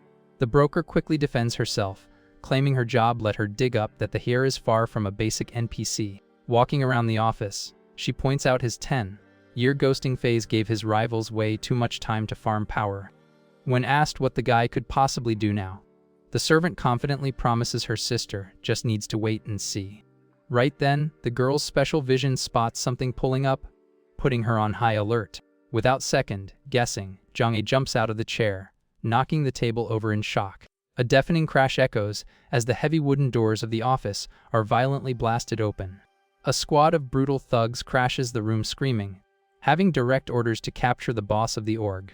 Recognizing the mobs, the servant instantly knows these dangerous guys belong to the Black Bones faction. The girl tries to process the crazy play, thinking that attacking a neutral info hub in broad daylight is basically throwing. One of the thugs reaches out demanding the leader come quietly, while the woman backs away terrified. Before the guy grabs his target, Jiang-A acts fast and locks onto the criminal's arm super hard while her sister screams in panic. Far away from the chaos, normal life is just chilling at a street market in the city. The clan guard finally spots the MC and runs up panicking, asking where he glitched off to. Eating a snack, the kid shoots a death glare that makes the guard gulp and back up, swearing he wasn't trying to start beef. Trying to fix the mood, the guy awkwardly explains he was super stressed after losing the servant's signal. The young master just drops a confident smirk, smoothly promising the girl is in zero danger. Totally confused by the hare's chill vibe, the guard asks what he even means by that. Looking completely unbothered, the MC just keeps eating, knowing exactly how OP the servant actually is.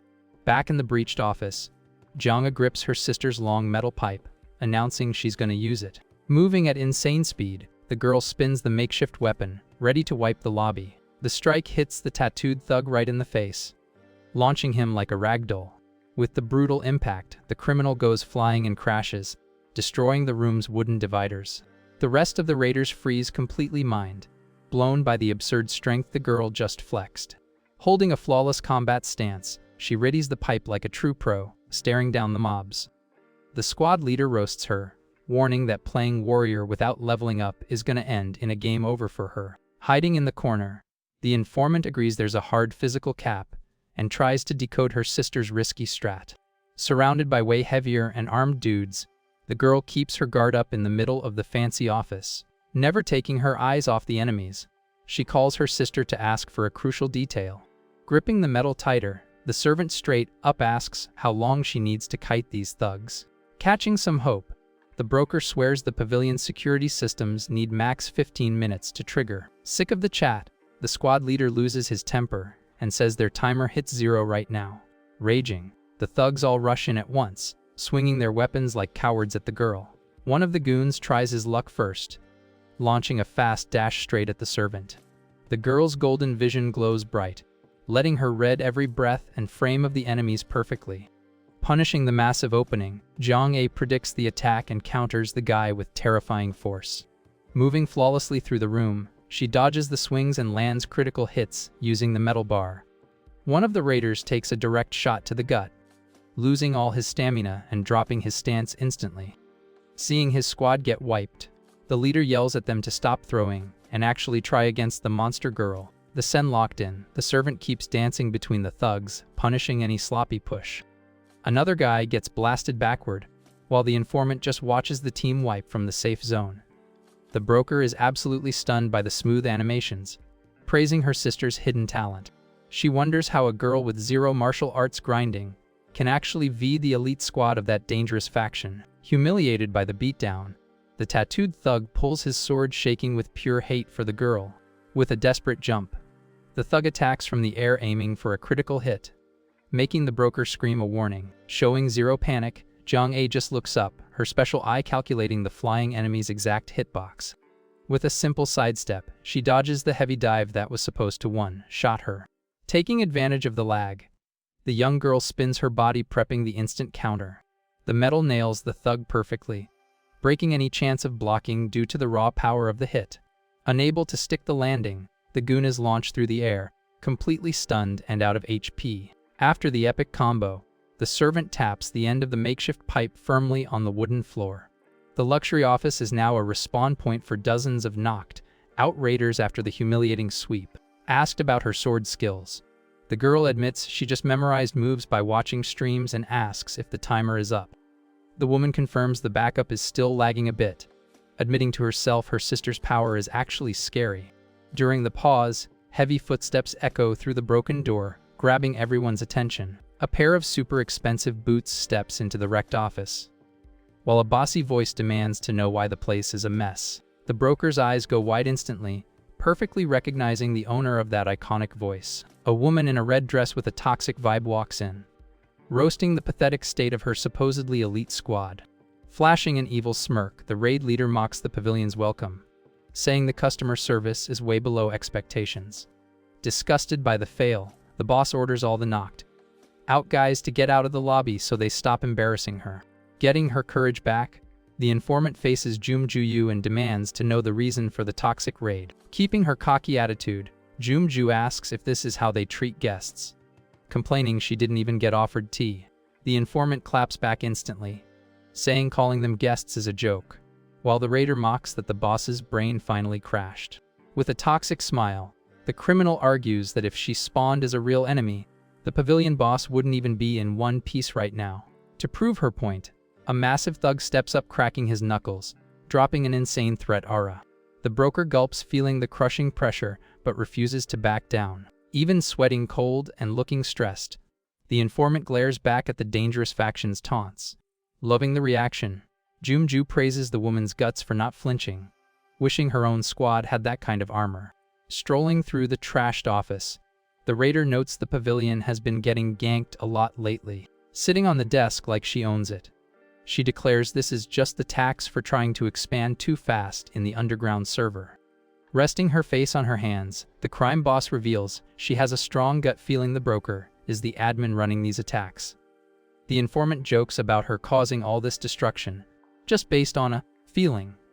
But the raider asks if she wants to know how she pinpointed the exact second the shields dropped. Flexing hard, Jum-Ju announces she finally unlocked a top-tier intel source and doesn't need fake orgs like hers anymore. The pavilion boss asks if this source is the one who flagged her as the mastermind, getting confirmation that the new allies are OP.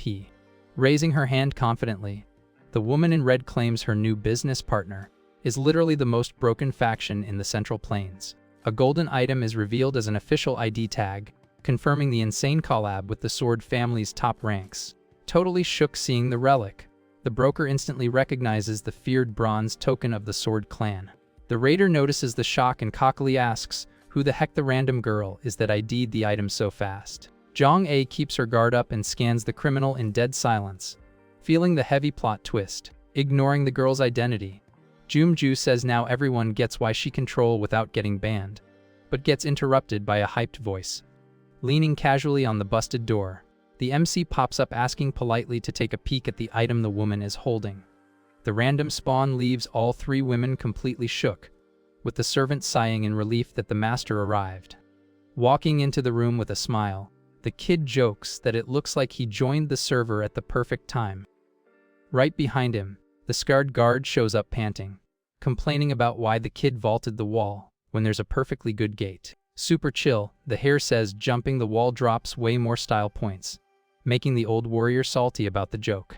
Skipping the intros, the master holds his hand out to the crime boss and impatiently demands she hand over the token. The woman grips the metal tight, super offended by the kid's audacity to think she'd just drop a legendary item like that. Raging, the giant bald thug steps up growling, asking who the random intruder is.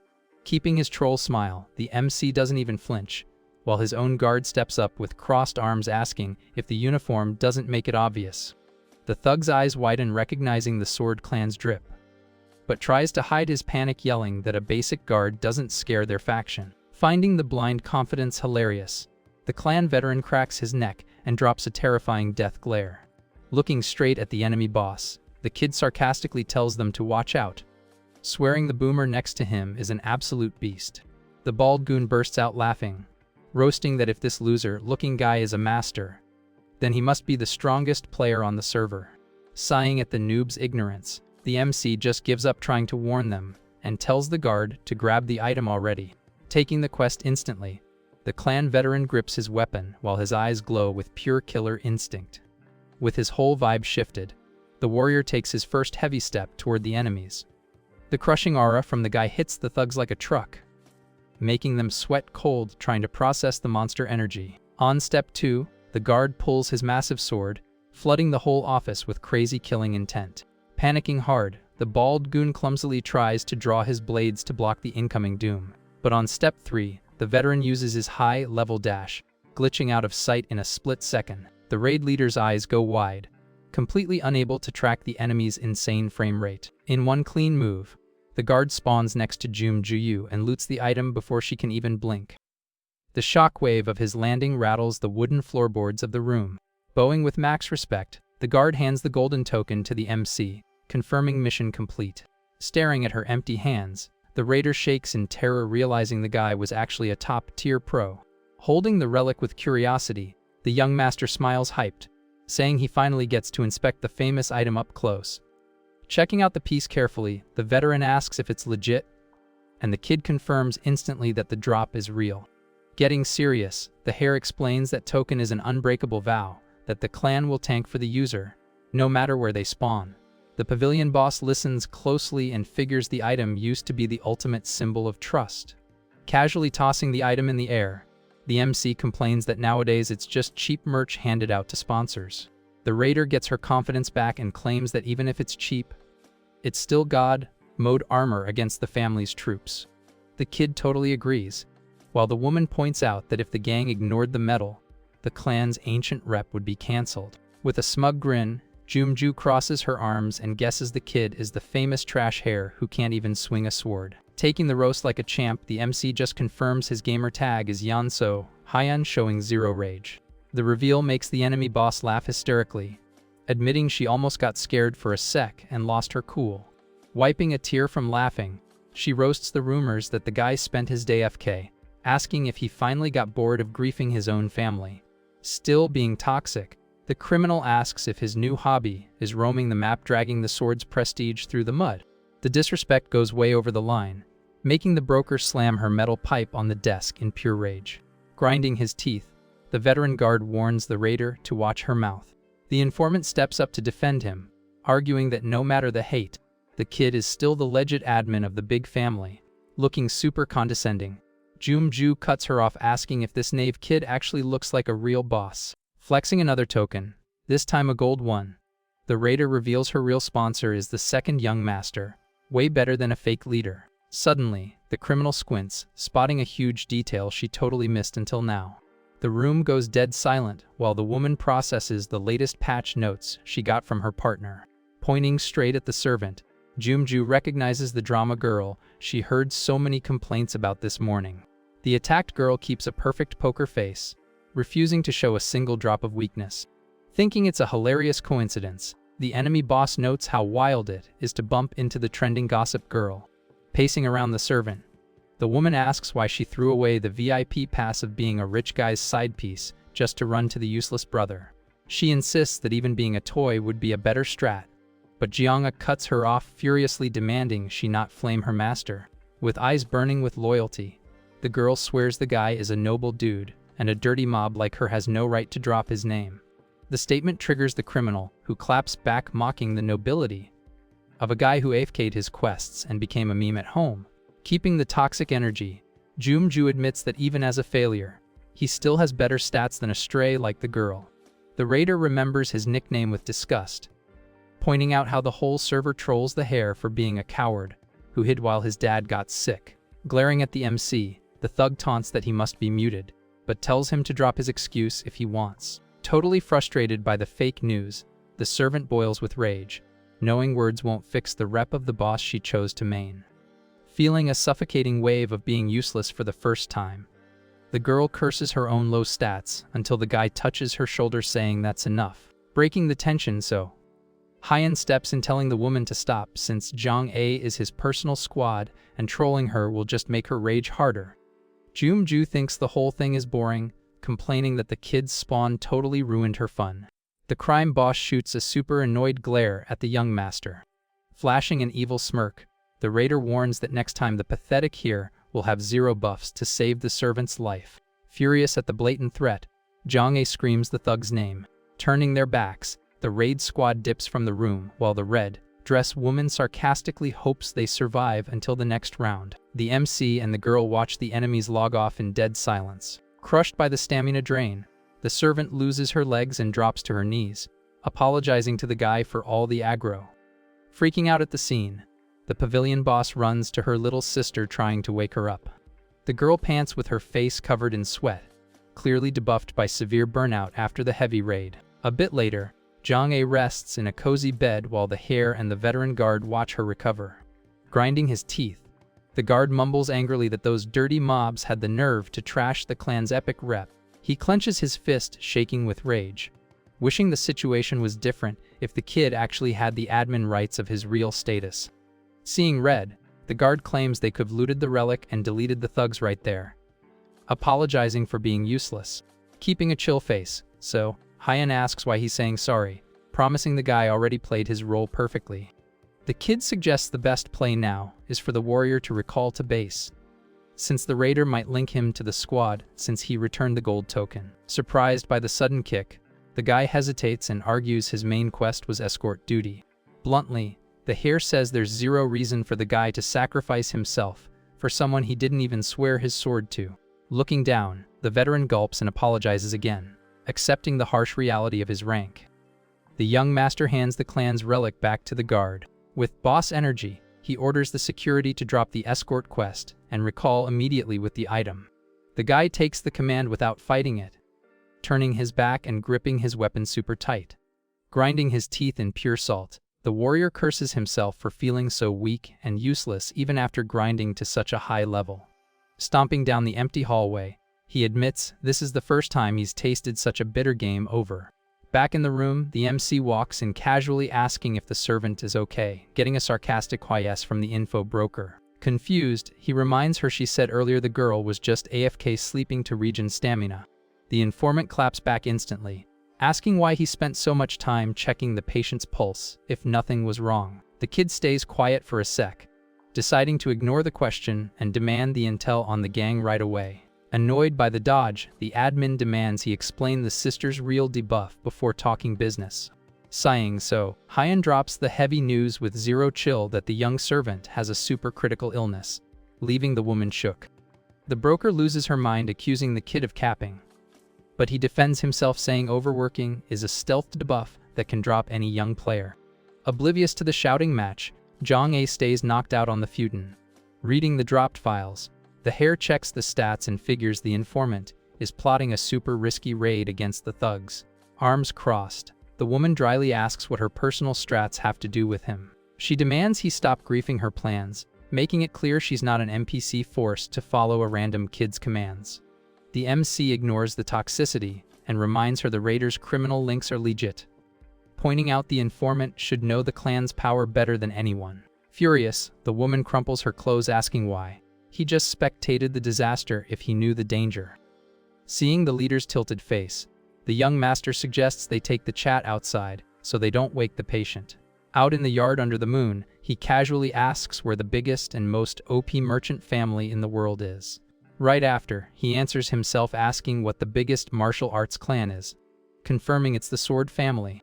The broker explodes asking how the clan had the guts to hand a VIP token to a disgusting org while innocent NPCs starved. She complains with disgust that those brutal mobs leached the blood and sweat of the locals and multiplied like a virus. The woman accuses the main family of just watching the nightmare without dropping a single patch to stop it, fixing her naive view. So Hyen coldly warns that the nobles are actually just using the thugs to do their dirty work.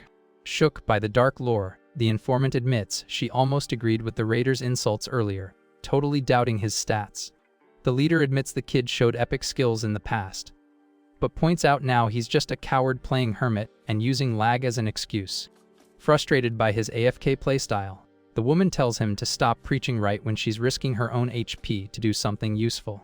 Demanding space, the broker tells him to stop meddling with the gang quest and turns to leave the yard. Unfazed, the master starts dropping old lore about two sisters with an unbreakable bond, instantly grabbing her attention. He says the older one had crazy high justice stats and couldn't forgive the greedy mobs destroying her favorite village. The story reveals the girl risked it all in a frontal raid with her party, but the strat failed miserably and they all got wiped. When the highly talented younger sister found out about the wipe, the pain drove her completely insane with hate. Fueled by vengeance, she started a brutal hunt against every single mob that got her family deleted. The guy explains she took out tons of enemies, but the faction was too OP and she eventually got hunted and cancelled too, making it clear this was a prediction. Frozen with fear getting the parallels, the informant turns around shook and demands to know what this crazy talk means. The MC keeps dropping lore, warning that those girls' desperate moves didn't leave any epic legacy behind.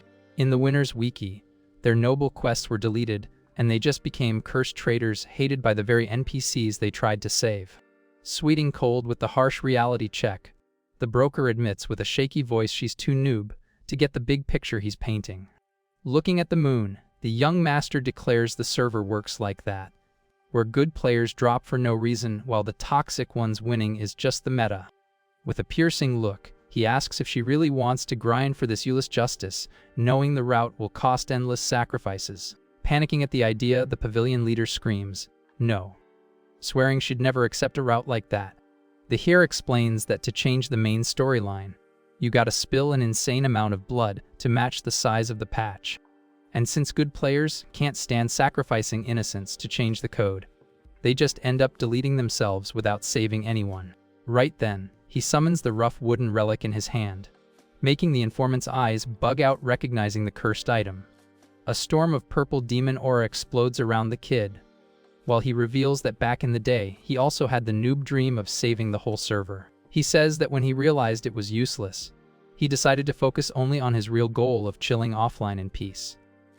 But the dark debuff of his bloodline and rank proved that peace was never actually unlocked. The young master says he trashed his own ambitions over and over trying to get a peaceful playthrough, thinking he could be free. Putting the mask on, his eyes glow with chaotic energy as he admits he totally failed to dodge the cursed spawn he was dealt. The woman shakes from head to toe facing that boss-level presence, hearing the dark warning that the sister's final ending isn't fully coded yet. The MC promises he'll spectate every move they make to see if their servers will merge in the future. Bathed in absolute darkness, he declares his quest is a demon run straight to the underworld, paved by an infinite stack of dropped bodies. Exuding terrifying pressure, the entity ends the warning sarcastically praying the two don't bump into him in the middle of that bloodbath. The heavy aura despawns in a blink, leaving the informant panting and totally mind-blown trying to figure out the hare's real gamer tag. Super far from there, misery and cruelty rule the forgotten slums of the capital, a perfect zone run by the bloody rules of the crime faction. Chilling in front of a gang outpost, one of the guards takes a break under the moonlight. The bald guy complains to himself about finishing some quests to finally get a rank up. Suddenly, a random voice in the dark catches his attention, totally jumping the criminal. Wrapped in a creepy purple aura, the MC pops up calmly asking if this is the Blackbones base.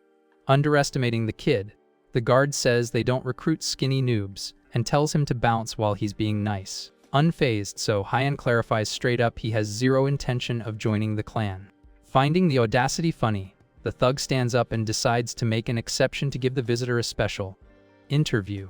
Cracking his knuckles cockily, the big guy promises to recommend the kid if he can tank 2 of his hits. With demon energy overflowing from the mask, the hare repeats he's not here to join the guild. Getting tilted, the guard rushes in yelling to know what the heck the intruder actually wants. Punishing the push, the young master shoots his hand out in a fast, ruthless move.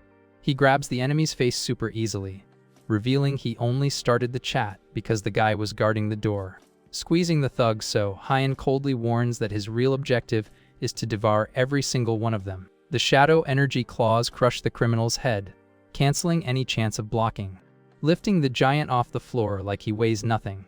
The master announces the start of his epic dark feast. The criminal thrashes in the air completely terrified, unable to process the broken stats of the attack. Bathed in shadows, the hare drops a creepy order for the prisoner to start singing. With a fast swing, the MC launches the enemy's body away with absolute brutality. Unable to react, the thug flies out of control straight into the base's main yard. The violent crash pulls screams of pain from the guard, while the master jokes that the secret to singing is good breath control. Stepping on the downed enemy, so Hyan praises his performance and promises to break all his bones as a reward. A psycho smile renders on the mask as the entity preps phase 2 of the punishment. The guard gets violently slammed into the walls again, screaming in pure despair. Completely wrecked with 0 HP, the big guy just grunts trying to tank the agony.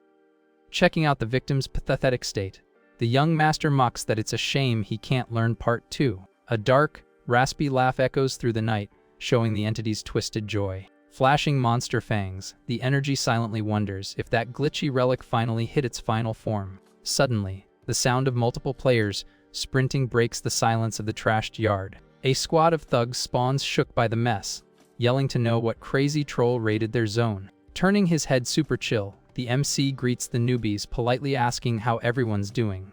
Staring at the creepy boss, the goons sweat cold, demanding to know the invader's real ID. One of them tries to act tough, calling it insane that someone had the guts to grief their main spawn. With his face stained from the attack, the master says gamer tags don't matter and invites everyone to join the buffet. Raging hard, one of the thugs loses his cool and charges in, calling the kid a psycho. The attacker drops a heavy sword swing, totally sure the kid is just asking for a game over. But the hare blocks the enemy's blade, using just one hand like it's absolute child's play. Pure shock paints the criminal's face when he realizes his hit was parried with 0 effort. Taking the opening, so Hyan counters with a brutal punch straight to the opponent's face. With the overpowered impact, the guy's body flies backward and bowling, pins his own gang members. Seeing their bro get one tapped, the rest of the squad goes berserk and rushes in screaming to delete the kid. The mask's eyes glow bright as the MC coldly decrees that everyone there is getting wiped. Leaking a monster aura, he jokes that a good party always needs a little dancing. Raising his main hand, the kid hypes the enemies to struggle as much as they want. A massive owie explosion of shadow spikes bursts from the floor, hitting the thugs dead on. Despair takes over the yard as the criminals scream in pain, totally owned by the demon buff. Controlling the dark, the hare praises how awesome a feast full of music, dancing, and loot is. The thugs spit blood and suffer as their stamina gets fully drained by the shadow scripture. The demon energy consumes the whole yard in a literal showcase of ruthless destruction. Right after, dozens of empty bodies start hitting the floor with 0 response. The MC stands in the middle of the team wipe, watching the purple smoke slowly fade out. Looking around, the kid complains that the fun ended way too fast. Sighing disappointed, he gets salty that things wrapped up just when he was starting to enjoy the event. Lifting one of the survivors by the neck, the master decides to use the poor NPC to cure a bit of his munchies. The prisoner cries begging for a pass, but so Hyen just asks which part of that useless body. A twisted smile rips across the kid's mask as he asks what's gonna fill his HP bar the most. Out of nowhere, a fast, stealthy attack slices the air, aiming straight for the young master. The here's cracked instincts kick in, and he tilts his head at the last frame to dodge the hit. With high agility, the kid jumps back to get some range from the mystery attacker. A way more experienced warrior spawns holding a blade, demanding his ID and pulling aggro. Calling the noob a puppet, the MC watches the enemy dash in, spamming a fast spin attack combo. Without breaking a sweat, the kid blocks the flurry of hits using his own energy shield. The master lands softly on the stone floor, keeping a totally relaxed stance. He looks down on the new challenger, rating the guy's solid foundation. A hyped laugh escapes the kid, glad to finally run into a pro who actually grinds martial arts. Feeling the threat, the swordsman keeps his guard high against the intimidating boss. Cold sweat drops down the warrior's face as he realizes he's being a literal monster. Trying to take back the lead, the guy launches a speed dash at the MC. The enemy drops a battle cry while charging a heavy strike with his blade. Using a special spin move, the enemy rotates his hitbox, spamming attacks to break the kid's guard.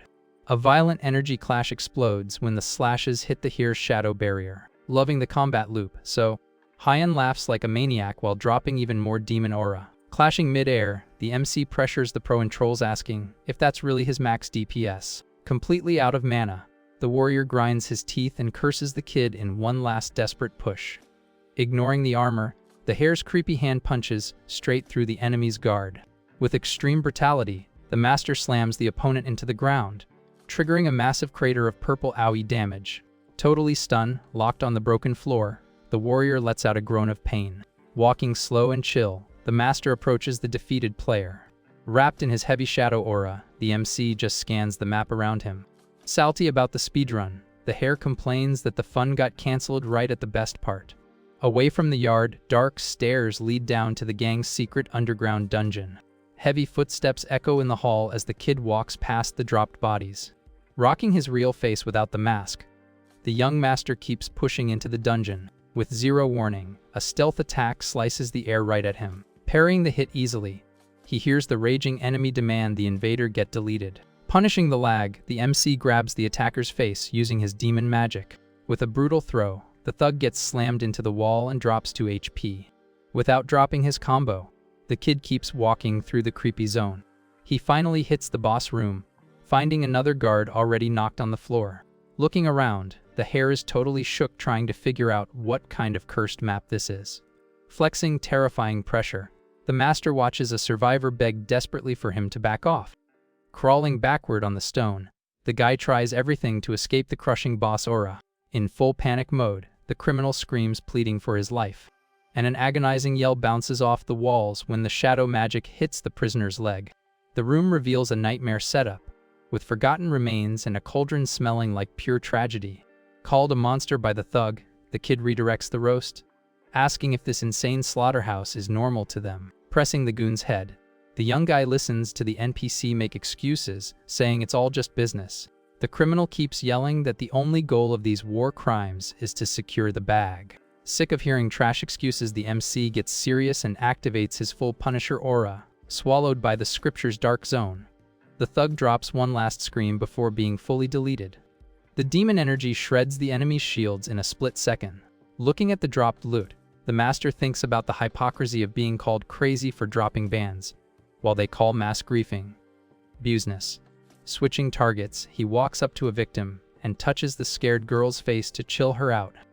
Leaving the survivors behind, the hare walks through the dungeon wondering who's actually the crazy one here. Far away, a chill night covers the luxury base of the rival gang leader.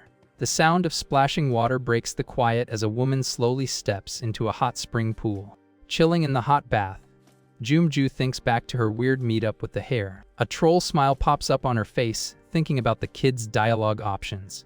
She notes the wiki said he was totally AFK, guessing the kid must have been grinding in stealth mode. Resting her face, the leader rates that the boy had way too much swagger for someone with such trash rep, thinking about his insane chill vibe during the raid. The criminal suspects the master is hiding a broken build. Deciding to ignore her own radar, she drops the thought exactly when a servant warns her about the pool temp.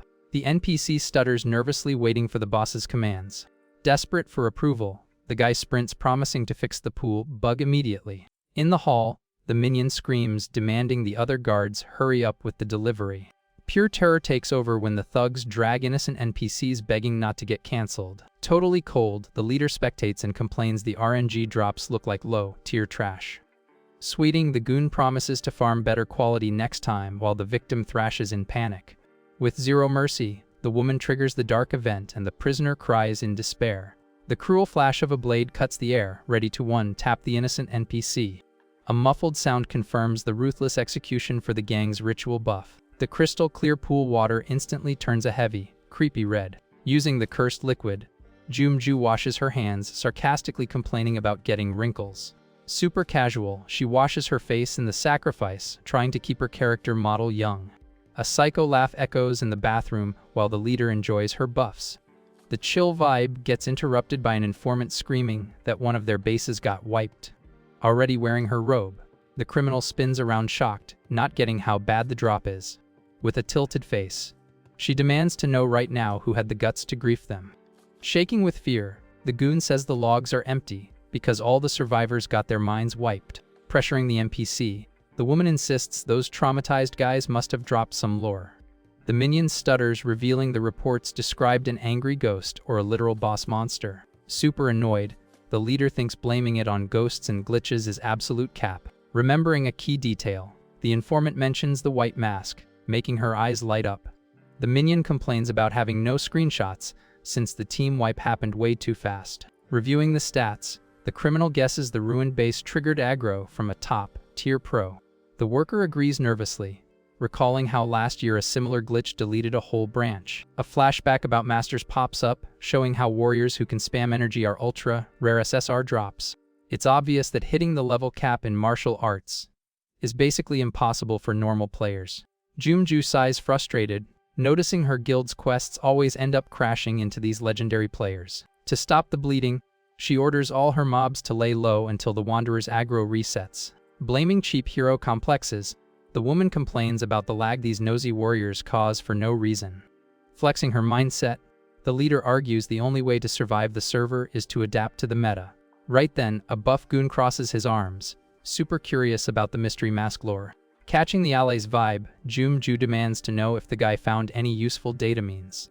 The warrior casually drops that a squad hired to guard the casinos recently went MIA, since players going offline forever is normal in the underground. The goon says the guild just ignored the bug at first. The criminal nods impatiently at the excuse, but tells him to skip the filler and get to the point. Annoyed by the suspense, she taps her foot aggressively, demanding the rest of the patch notes. Sweeting from the roast, the guy quickly leaks the dark rumors trending in the casino zone. The warrior details that tons of players saw a ruthless demon eating debtors at night. Even as a skeptic, the goon admits the massive spam of matching reports makes the threat impossible to ignore. Tilted, Ju asks her squad what that useless lore has to do with their grind, making one guy apologize instantly. Firmly, she reminds everyone they are businessmen and should focus on actual high-tier strats. But a random thought hits the crime boss, making her pause over an insane theory. She wonders if there could be another player like her old master, someone with glitchy skills and a totally hidden origin story. Suddenly, a panicked goon sprints into the room, screaming they have a massive server crash to fix. Sweeting cold, the guy announces another guild base just got ascend deleted. Playing it cool, the woman asks if it was the white mask hacker again, getting an instant yes from the spy. Facepalming in frustration, the criminal admits she already expected to lose a few more bases before the invader finally dropped aggro. She calculates that the speedrun proves the masked guy is a real master, easily out-scaling the gang's elite units. So, Ju decides the best play is to just AFK and let him be, arguing losing some basic mobs is fine since they respawn fast. One of the minions agrees with the strat, mentioning that hiring a merc to deal with him would drain their gold stash too much. Done with the meeting, the boss kicks everyone out and demands they send the masseuse so she can chill. Without complaining, the guys bow respectfully and start logging out of the fancy office. But the peace is short-lived, as another goon crashes the room screaming about another epic disaster. With zero patience left, Jumju snaps, boiling with rage, and threatens the guy to not repeat the same trash news. The next morning, the epic city of Luoyang wakes up totally covered in massive drama and gossip on the streets. On every corner, NPCs whisper shook about the rumor that 5 Black Bones bases got wiped from the map in a single night. An old dude interrupts, saying confidently he heard the actual count was 7 bases ruined. In the middle of the crowded market, the hype builds, with people guessing the real number was over 10 or 15 destroyed bases. The panic spikes when a woman whispers that 0 bodies or loot were left at the raid spots, like everyone just evaporated. The edgy image of the masked vigilant takes over everyone's head, wondering in terror who has the stats to delete so many people without a trace. Meanwhile, at the massive Sword Clan HQ, an annoyed voice complains about getting pinged early for such a basic quest. Inside the main hall, the second young master glares down at Jumju, asking if she seriously pulled up with 0 useful intel.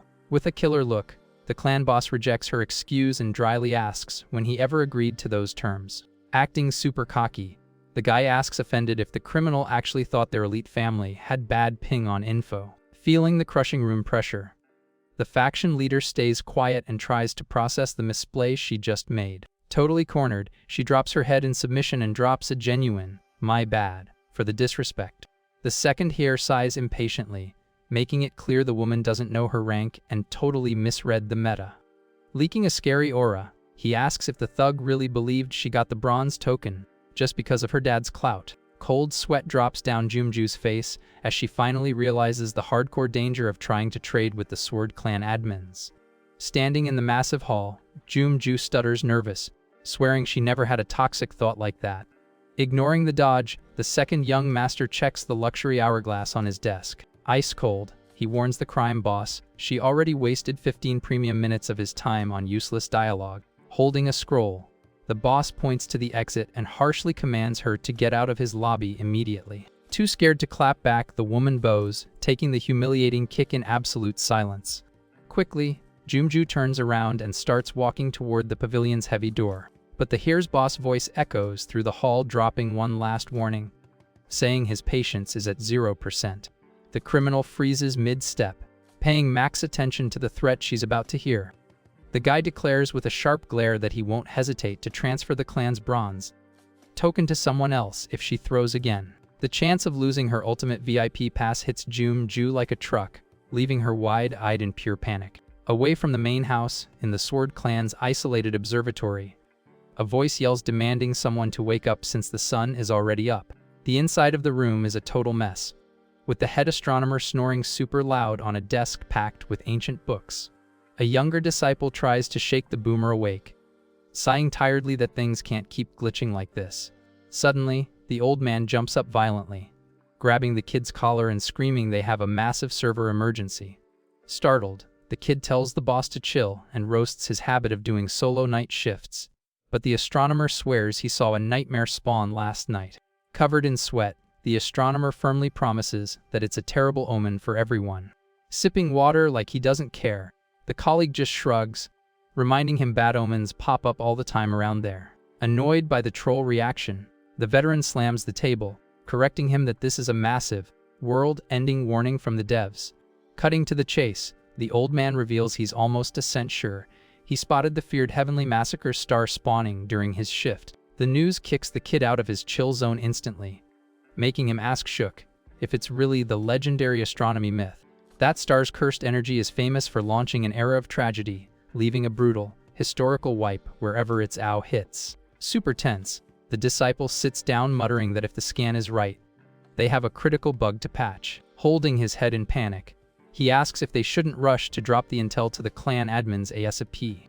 The astronomer waves his hand depressed, joking about who would even read their reports nowadays, especially about a mythic star. Trying to find a logic strat, the kid suggests they at least forward the data to the institution's head supervisor. Thinking about it, the veteran admits he doubts it'll do anything, but agrees it's the correct protocol route. The reason for the doom posting is simple: the head supervisor is none other than the eldest master, the admin with the lowest permissions in the whole family. The map completely switches to the isolated capital slums after dark. A massive crowd of low-level NPCs groups up hyped around a tiny, broken-down hut. One of the peasants asks his neighbor if he can see anything, but gets roasted to stop griefing because the hut's sage is AFK thinking. Inside the dark shack, a blind old man in rags sits on the floor in dead silence. The night sky outside gets swallowed by heavy clouds that quickly block out any natural light sources.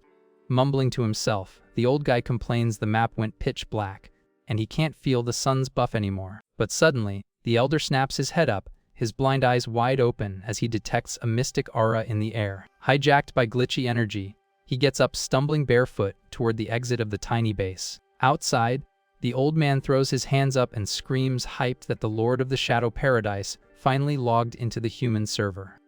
The peasants listen amazed while he preaches that the boss programmed to ban toxic players spawned from the depths to fix the meta. The sage tells everyone starving and stuck in low-tier zones to get hyped for the incoming ruthless savior. With shouts of pure fandom, he announces the ultimate entity dropped in to deliver real justice using his black lightning. The crowd starts whispering, some wondering if the old man is dropping facts, while others guess the boomer finally lost his mind completely. Ignoring the haters, the elder drops a super happy laugh, celebrating that the true admin woke up to wipe the server. The scary image of the masked Punisher takes over the old man's spirit vision, warning everyone to show max respect if they cross the ban hammer agent. Away from the village, morning lights up the intel branch while a log shows the OP crime gang got zeroed in just 2 days. Sitting at the desk with her sister, the broker points out the only solid clue they have on the hacker is the favorite white mask vigilant.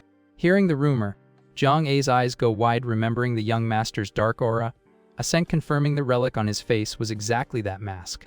Back to the office chat, the informant asks her guard Ju straight up what she thinks about the whole meta. Confused by the random prompt, the warrior just asks for context on what exactly the boss is talking about.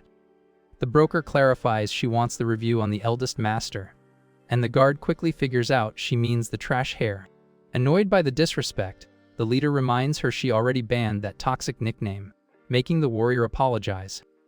The guard then switches her tone and admits she actually felt the guy is way different from the fake news going around.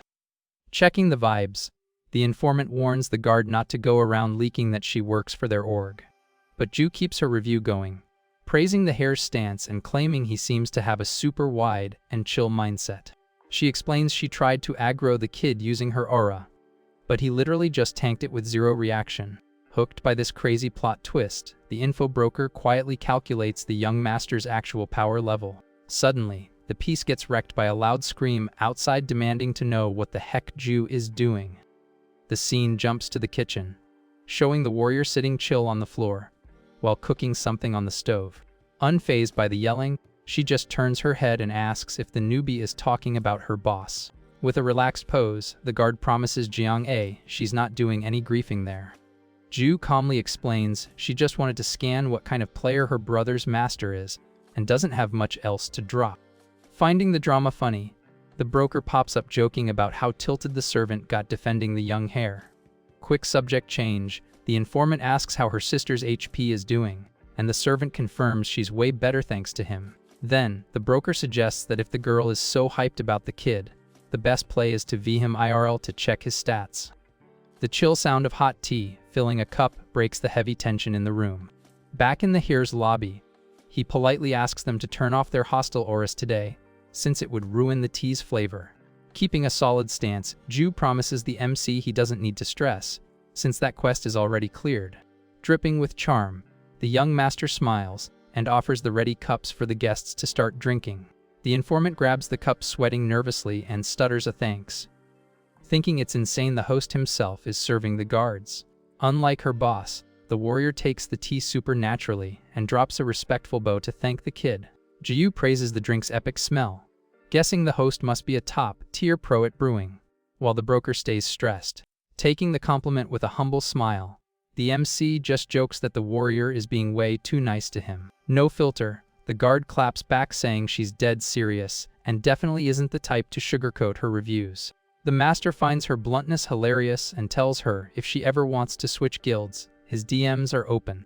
Playing along, Ju swears she'll hit him up for sure if she ever gets kicked from her current squad. That sharp comeback pulls a loud, genuine laugh from the young hare, who is having a blast with the banter. The warrior notices her boss sweating and jokes that the ban hammer might drop soon, amazed how the kid makes the lobby so chill. Locking back onto the main quest, the young master flashes a polite smile and initiates the dialogue. Super chill, he asks what would make such a high-level player visit a useless AFK guy like him. Dead silence fills the massive hall while the hare waits for his guest to pick her dialogue option.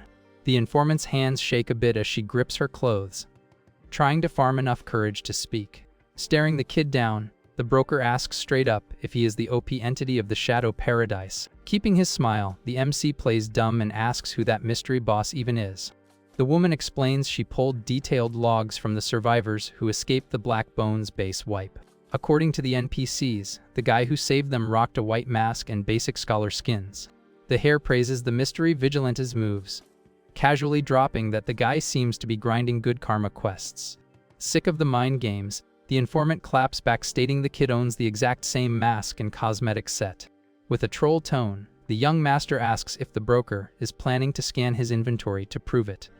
Frustrated by his dodging, she demands to know why he's hiding his true level, and what those dark warnings from last time actually meant. With zero rush to reply, the kid just brings the cup to his lips to sip more tea. The soft sound of porcelain hitting wood echoes when he drops the cup back on the table, totally flipping his vibe to serious and cold. The MC asks if the woman really has the guts to hear the lore. The broker keeps a solid glare and promises that, like she said before, she's send ready for whatever drops. Then, the hare checks her resolve, asking if being ready includes accepting the team wipe of countless innocent NPCs. The informant tenses up and reveals she spent the last few days hardcore overthinking that creepy warning. The nightmare image of a river of blood pops up, reminding her of the brutal cost to mod the main storyline. Clenching her fist, the woman tries to decode if losing innocence was really the hidden meaning behind it all. Looking for a logic route, she asks directly if the master is planning to launch a massive server wipe against the current admins. With a chill face, the MC just echoes her words, weighing the heavy idea of a revolution. The vibe gets heavier as the broker quotes old lore about how low justice stats turn leaders into raid bosses. Hearing the lore, the kid adds to the quote saying a boss on that level is really just a basic mob. Staring at his reflection in the tea, he finishes the analogy reminding her that defeating a monster like that was never flagged as a real crime. The woman processes the drop and asks if this ruthless route is the path the young master locked in. A terrifying vision of demons and body stacks renders, showing the true meta of the demon path.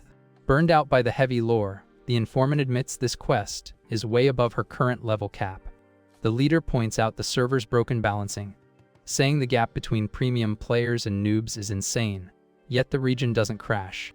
Agreeing with her take, the hare looks down and declares that talking about a server wipe in a toxic era like this is a massive waste of XP. Confused about the kid's endgame, the informant asks what actual route he's grinding for then. The young master reveals he spent a ton of time thinking about having to spill blood to rewrite the patch notes. With dark eyes, he wonders why only the innocent players fighting for justice have to get debuffed and lose their accounts. Flashing a creepy smile, the hare suggests the perfect patch would be to just delete the exact same number of toxic players instead. The broker is totally stunned, locked by the insanity of that strat and asks him to repeat it. Dripping with chill, the MC doubles down on the idea of draining the thug's HP instead of sacrificing good players. Sweating cold, the woman tries to laugh it off as a troll joke, refusing to believe he means literal sacrifices. Seeing his guest's shocked face, the kid stands up saying it was just a hypothetical sandbox scenario. Turning his back to the desk, he walks around the hall saying he just wanted her to run a simulation on that idea. The leader roasts his noob logic, pointing out how impossible it is to sort the server into simple, good and bad lists. Standing turned away, the hare listens to the woman ask what algorithm he'd use to judge bans, since rules and meta always change. The informant keeps arguing that randomly tagging players and banning them is crazy, because nobody has the admin rights for that. Looking stressed, the broker declares that a guy dropping his own custom bans would just be a troll, and the biggest virus of all. Suddenly, her brain finally updates and she eyes in pure shock as all the puzzle pieces click. The epic image of the masked reaper fully renders, revealing the admin of Divine Judgment, who took on the quest to wipe the server. The epic image of the Reaper pops up again, showing the admin who took the burden to wipe the world clean. The broker quietly figures out this masked vigilant is actually the legendary Lord of Amcheon. Finding the whole thing funny, the hare praises whoever crafted that gamer tag, and bets the vigilant himself loves it. Not falling for the joke, the woman states seriously that she's still super curious. She asks straight up if that noob theory and the ruthless plays of this supposed Lord actually have a chance of beating the game. The informant thinks about the heavy debuff of banning toxic players instead of innocents, wondering if that route is something only a demon could clear. Pumped with a new drive, the pavilion leader shifts her stance to face the real meta. Getting up from the chair, she thanks the kid for the lore drop and says she needs to log off to clear her own quests. The MC accepts her goodbye calmly, praising the guest's hard grind. Walking over to her guard, the broker mentions they only have the faction's main base left to wipe. She explains her strat is to lead a small elite party with her allies to raid the zone today. The young master pings a warning about the risky strat, reminding her the boss's clan shields and the family won't ignore a direct PvP attack on her. Turning her head, the informant clarifies she's not diving the base herself, since another player is handling the heavy DPS. But the woman flexes that she won't just AFK, promising 0 thugs will escape the zone without getting deleted. Glowing with confidence, she warns that if the Sword family wants to report them for it later, they'll tank the ban. The broker figures they're down to clash, since the target isn't the whole clan, just the corrupt admin who handed the relic to the criminal. The master cracks an approving smile, clearly loving the woman's god tier mental. The informant wraps up saying her squad spawned fully geared for this and logs off with a final goodbye. In silence, the hare just watches the two girls speed walk out of the lobby. He stands there staring down the empty hallway, planning the next moves for his own ban wave. Far away, the server heats up with the brutal sound of blades slicing the air in a ruthless gank. The crime faction goons heavily punish one of their own party members, taxing him for trying to rage quit the guild. The deserter's body drops to the floor with 0 HP, acting as a bloody warning so the rest of the gang doesn't try to pull the same move. One of the faction's elite pros cleans his sword, calling the quitters weak noobs.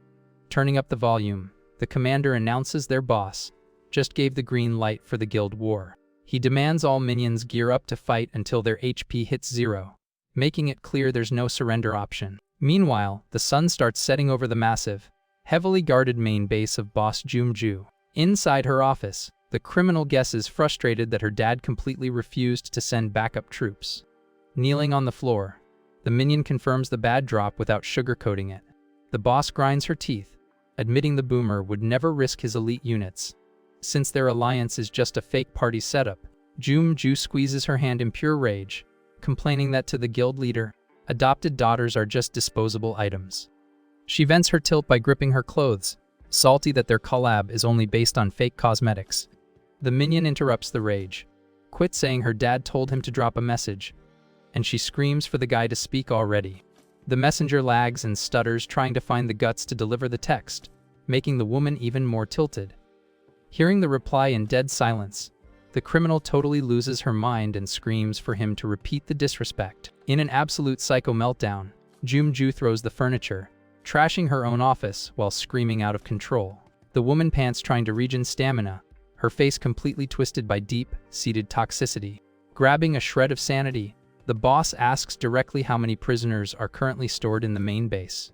Sweating cold, the minion explains the zone doesn't usually trade in slaves, so the NPC count there is super low. The criminal curses the RNG, complaining she'll be forced to trigger her old master's glitchy skill, something she wanted to skip. Showing 0 mercy, the leader tells the minion to group up all the prisoners and non-combat staff, ordering them dragged to the dungeon.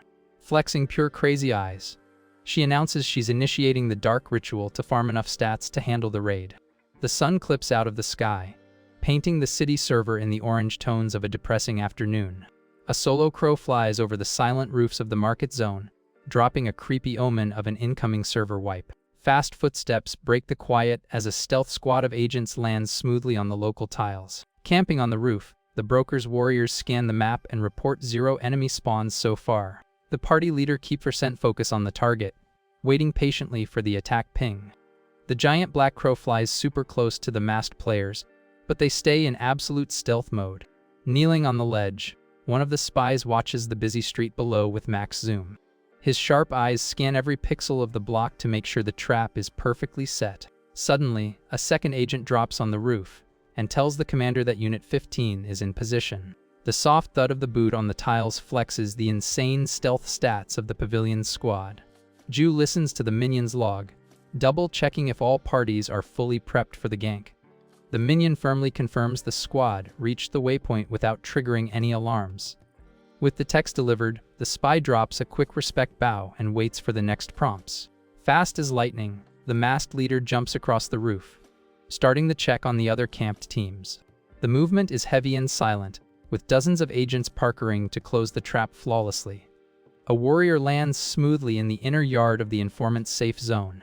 Kneeling before her boss, the agent reports the civilian NPCs have been fully evacuated from the PvP zone. Chilling while hearing the log, the broker gets pinged that all allied guilds are locked and loaded for the war. A cocky smile renders on the broker's face as she orders everyone to hold their angles and keep scanning. Geared for the raid, the leader instructs the attack script to execute the second the main clash triggers, and Jiu accepts the quest. Twilight wraps the enemy fort outside, ticking down the last peaceful frames before the massive bloodbath. The informant looks away, sensing her little sister standing right by her side. Staring at the map through the open window, the woman casually asks if the servant is feeling the pre-game jitters. Already rocking the pavilion's tactical skin, Jiang watches the view next to the boss without showing fear. The girl answers straight up she isn't scared, but admits her mental is a bit conflicted about the whole event. The woman asks if her sister eavesdropped on the risky chat she had with the young master, and the servant caps, saying she heard zero audio. Turning her head, Jiang asks to be left out of it, joking she has no clue about words that start with Reva. Not buying the weak excuse, the broker tells her to stop trolling and demands her actual review of the guy. The here's lore flashes in her brain, and the servant concludes he's a terrifying boss, but has a solid heart, even knowing his true class. The leader listens closely while the girl admits she has no logic to trust him. It's just a raw gut feeling. The servant keeps a locked-in look, sure she made the right choice when she clicked join party. With a soft smile, the informant promises she'll follow her sister to any zone and tells her to always trust her own strats. With her hype restored, a hand adjusts her sheathed blade, announcing the judgment timer is up. Ju accepts the pinged order without lagging. The broker walks confidently through the pavilion, Sen locked into the raid that's about to drop. The leader's brain pulls up the tense chat from earlier, thinking about the insane strat of deleting toxic mobs until the server resets. Her footsteps randomly freeze in the middle of the hall. Even though she thinks the whole plan is pure troll logic, the woman looks back with a new POV. She admits to herself that maybe the young master actually has the broken stats needed to clear that impossible run. Far away, the sun finally logs off over the gang's massive, heavily shielded main base. The faction's mobs are already fully equipped and waiting for any kind of raid. The criminal group's boss rages with pure salt against the attackers who dared to step into their zone. Surrounded by the pavilion's masked players, one of the thugs screams, tilted at the audacity of the push. The yard turns into an absolute chaotic lobby with the two guilds clashing, while panicked voice comms fill the air. Fueled by rage, the gang commander orders all his minions to full send at once. Punishing the gap, one of the informant's agents pulls his blade with insane speed. The masked player pushes aggressively and lands a critical hit on the closest mob. Completely caught off guard, the thug just mumbles, confused, feeling the hit register before dropping.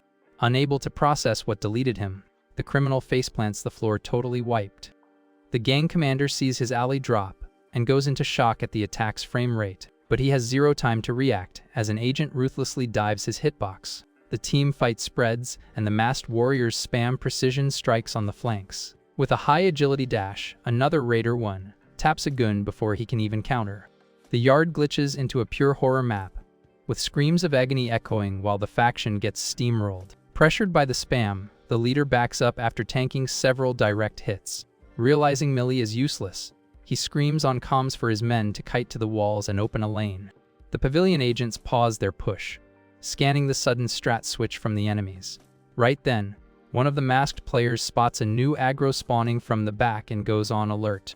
A heavy wave of gang spearmen marches in formation to take back mid. The sharp hitboxes all thrust forward at once in a deadly AoE attack. The raid team is forced to kite back and switch to a full turtle strat against the spears. Watching the feed from above, Jiu pings her boss about the dangerous mob formation that just spawned. The informant reviews the map calmly while hearing the enemies, even pulled the inner guards to buff the front line. Keeping her cool, the leader orders all backup units to push and gives the shotcallers permission to freestyle. She sarcastically notes the gang is so tilted they actually emptied their own core defense. Parkering across the roofs, the broker guesses the enemies went all in on raw DPS, and Jiu asks if using all their backup isn't a throw. Walking on the tiles, the boss promises third-party guilds will soon show up to third-party the chaos. The warrior doubts the strat, reminding her nobody would dare gank the crime boss while she has the Sword Clan's VIP shield. With a smug smile, the informant admits she already took the blame if the run goes bad, making the minions sweat. Flexing confidence, the broker reminds her they have the stealth carry from the OP master to secure the endgame. Leaning on the wall, she claims if the kid is as broken as the wiki says, they just need to get carried. Suddenly, a massive nuke explodes right in the center of the enemy base, deleting everything in its radius. The blast is so overpowered that player models are launched into the sky like they have zero physics. The broker gets completely stunned, locked witnessing the insane AoE damage that just dropped. A thick cloud of dust and fire renders in the sky, while she tries to figure out what kind of ultimate caused it. The pressure in the zone gets so heavy the roof's wooden textures start cracking.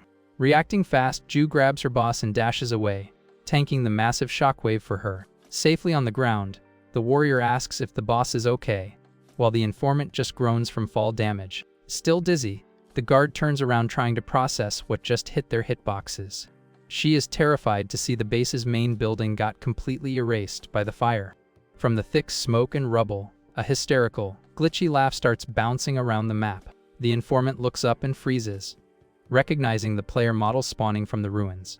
A twisted, demon smile renders on the face of the figure pushing through the shadows. Jiu reveals her new form, covered in ash and leaking a literal monster aura. The crime boss seems to have uninstalled all her human code, swallowed by the buffs of the dark ritual she ran. With a broken jump stat, the monster launches into the sky, closing the gap in a single frame. She lands with insane AoE damage right on the roof where the two girls were camping. The impact blows up dust and debris, forcing the broker and her guard to block the wind. Absolutely terrified, the pavilion leader stutters, unable to type a single word facing that glitch. The criminal's hands now rock lethal, sharp claws that shred the wooden floor like butter, giving them zero time to regen. The creature dashes at warp speed ready to tap the raiders. The broker screams her rival's name, completely mind blown by the beast skin she equipped. The shock stuns both girls, wondering how the thug managed to mod herself into a boss of that tier. Thirsty for a wipe, the crime leader roars her rival's tag while charging her ultimate attack. The monster launches a fatal strike, demanding the informant drop her loot right there by her hands. Pure panic takes over the broker, who freezes facing the incoming game over. Suddenly, a firm hand shoves the leader's hitbox out of the way in a clutch, desperate play. Jiu throws herself right in the line of fire, tanking the creature's massive nuke instead of her boss. Even taking heavy damage, the warrior focuses on peeling for her boss and yells for her to kite away ASAP. The minion pops all her cooldowns to try and block the monster's push, while the broker screams her name. Heartbroken by the brutal scene, the informant grinds her teeth fighting her own low-level cap. Accepting the sacrifice play, the leader dashes away and screams for the warrior to survive no matter what. Running for her life, she mentally spams the young master for help, asking where he AFK'd to. Away from the boss, Jiu's shield is completely shattered, and the creature yeets her violently into the roofs. Satisfied with the DPS, the monster turns her head, locking back onto her main target. The criminal watches the informant run with a toxic look, roasting her cowardly escape strat. Before the monster can start the chase, the heavily damaged warrior stands up and declares their PvP match isn't over yet. Super tilted by the bug's persistence, Jiu grinds her teeth and tells the guard to get out of her lane. Gripping her sword tight, the warrior Jiu stares down the boss and warns her to back off if she doesn't want to get deleted. Locked in on peeling for her boss, the guard fully draws her blade, swearing she still has her pride and won't drop easily. In the martial arts meta, everyone says every player eventually hits a hard level cap that stops their grind. But there's an ultra-rare VIP group of players who manage to break that cap and unlock even more broken stats. The ones who actually clear that impossible wall get tagged by the server as true masters. Staring the beast down, the minion scans the absurd power level Ju is leaking right now. Sweating cold, the warrior clearly sees the crime leader definitely broke through that level cap. The monster charges with a nuke attack, and Ju mentally admits the enemy is a legit master. Way out of her league since she barely hit that tier. Consumed by beast rage, Ju charges all her AO energy and fires a direct, ruthless blast. The violent crash shatters the stone map, spawning a huge crater and blinding the yard with dust. Abusing the smoke screen, Ju dodges the fatal hit at the last frame and falls back completely out of breath. Salty about the dodge, the crime leader snaps her head with eyes glowing in pure toxic rage. Wasting zero time, the monster launches another heavy dash at the warrior who is still trying to regen. Ju tries to block, but the hit connects with her arm, leaving her totally shook by the strike's frame data. Ju's monster claws clash with the guard's blade, triggering a massive, scary shockwave. The creature's heavy push forces the guard's defense back, spawning crazy sparks in the engine. With a sadistic, panting smile, Ju trolls asking if the warrior really thought she could V her with such trash stats. Right after, the crime boss spams an insane combo of fast bare-handed strikes, unable to track the speed. Ju gets juggled by the hits and launched backward with zero window to parry. The minion's model crashes violently into the wooden floor, kicking up broken textures from the impact. In a blink, the monster spawns right over the downed warrior, calling her a useless mob. The guard's eye bugs out in pure horror, feeling the crushing boss aura so close. With a rage scream, Ju tells the woman to get out of her lane and drops a point-blank ultimate. An overpowered energy explosion deletes the zone, wiping all objects around the blast radius. The broken knockback sends Ju flying again, leaving her completely stunned, totally out of mana and covered in debuffs. The warrior drops to her knees in the middle of the smoke. Heavy, barefoot footsteps break the silence, proving the boss is still pushing forward like a tank. Leaking a doom aura, the crime leader walks up ready to drop the finisher. Flexing a toxic smile, the monster admits she's surprised Ju didn't despawn after all that, praising her high defense stat. Curled up on the floor, the guard gasps for air on SNHP, fighting just to stay online. Leaning on her bloody hand, Ju complains that dodging drained her entire stamina bar and wonders how long she can kite this. Watching the boss from afar, the guard is mind blown that the criminal dropped all that AoE using only unarmed attacks. The replay of the broken claws slicing the air keeps looping in the exhausted warrior's head. Slow, walking through the ruined yard, Ju flexes her glitched form while Ju tries to figure out what hack modified her character model. Pulling stamina from nowhere, the minion grinds her teeth and lifts her weapon to keep the run alive. With a random jump, the enemy boss spams a plunge attack, forcing Ju to panic block the hit. Pressuring the sword, the monster roasts the guard, complaining she dropped a compliment and got zero dialogue back. Ju glares at her with pure salt, while Ju smirks, calling the girl toxic. Charging even more mana, the criminal preps a massive AoE that lights up the whole map with red energy. Feeling the heavy CC, the warrior shakes, realizing the killer intent of this nuke is ascent fatal. Ju releases the blast at max power, daring the guard to try and parry this one too if she's not a noob. With eyes wide in terror, Ju accepts her game over, knowing her shield will break. But a tank item spawns out of nowhere and slams into the stone floor right in front of the exhausted warrior. Rocking heavy metal bracers, a girl intercepts the OP attack and deploys a massive shield. Totally blinded by the clutch assist, Ju blinks confused, trying to process the save. Resting on her knees, Ju looks at the carry and asks for the ID of the player who just bailed her out. The new arrival turns her head and flashes a friendly emote to the injured guard. Parrying the monster's nuke, the girl jokes cheerfully that she left the backup waiting way too long in the queue. A battle cry echoes through the lobby, making Ju quick peek over her shoulder. A warrior jumps through the air at crazy speed, ready to join the boss raid. Hyped up, the bracer girl swears her HP is full and introduces herself as the incoming backup. The new party member lands, dropping a heavy slash with his greatsword to create space from the boss. Resting the sword on his shoulder, The veteran admits the boss is terrifying and doubts they'll clear without wiping, but says grouping up gives them a shot. Still stressed, Juyu asks if they are the only 2 players who joined the lobby. Scratching her cheek, the girl confirms that right now the party size is literally just them. The trio quick swaps positions, locking into a solid tank line against the faction leader. Accepting the bad RNG, the guard resets her stance and agrees they have to try hard the boss fight. On the other side, Jumju charges a purple energy storm that's even thicker and more toxic. Annoyed by the voice chat, the monster asks if they're done calling strats and tells the noobs to all push at once. The sun keeps dropping off the map, giving the city roofs the final lighting of the cycle. Black smoke starts rendering in the sky, totally blocking the capital's epic sunset skybox. Away from the main boss fight, the guild war between the pavilion troops and the thugs gets super sweaty. A masked shock collar with an eye patch screams comms, trying to keep the team formation tight. Walking through the burning PvP zone, the squad leader tries to find a strat to clutch the round. The base's core buildings are engulfed in fire animations, while the commander spectates the wipe totally tilted. A minion runs up stressed, confirming there are 0 players left in the queue to drop as backup. Out of options, the eye patch woman turns and yells for Squad 3 to full push, but a heavily damaged agent sprints at her begging for a reset, reporting their KFD ratio is dropping fast.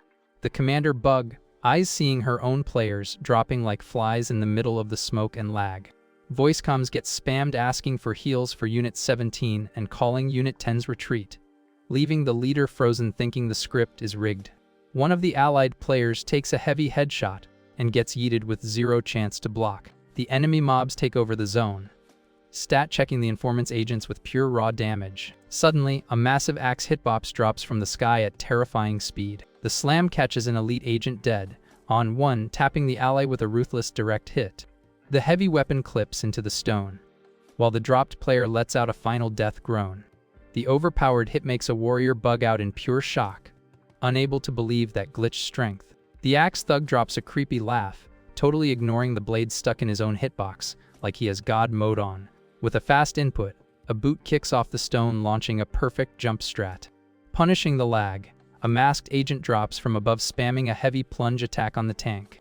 But the enemy hyper armors through the hit and grabs the attacker's arm frame 1. Wasting 0 time, another player dashes in, throwing a fast horizontal slash. The strike hits perfectly, but the giant goon just grabs the second player by the throat with crazy grab priority. With broken stats, the thug slams the agent's model straight into the ruined map. Right after, he drops a heavy, ruthless punch to secure the execution. Panicking, another ally tries to parry, but his shield gets melted by the goon's DPS. Watching the team wipe, the squad leader grinds her teeth, totally tilted, realizing this lobby is full of literal smurfs. The base yard turns into a toxic nightmare of pure destruction for the informant's guild. Sweeting pure fear, the commander freezes, realizing how doomed their run actually is. Staring at the burning map, she mentally admits they just queued straight into the hardest difficulty.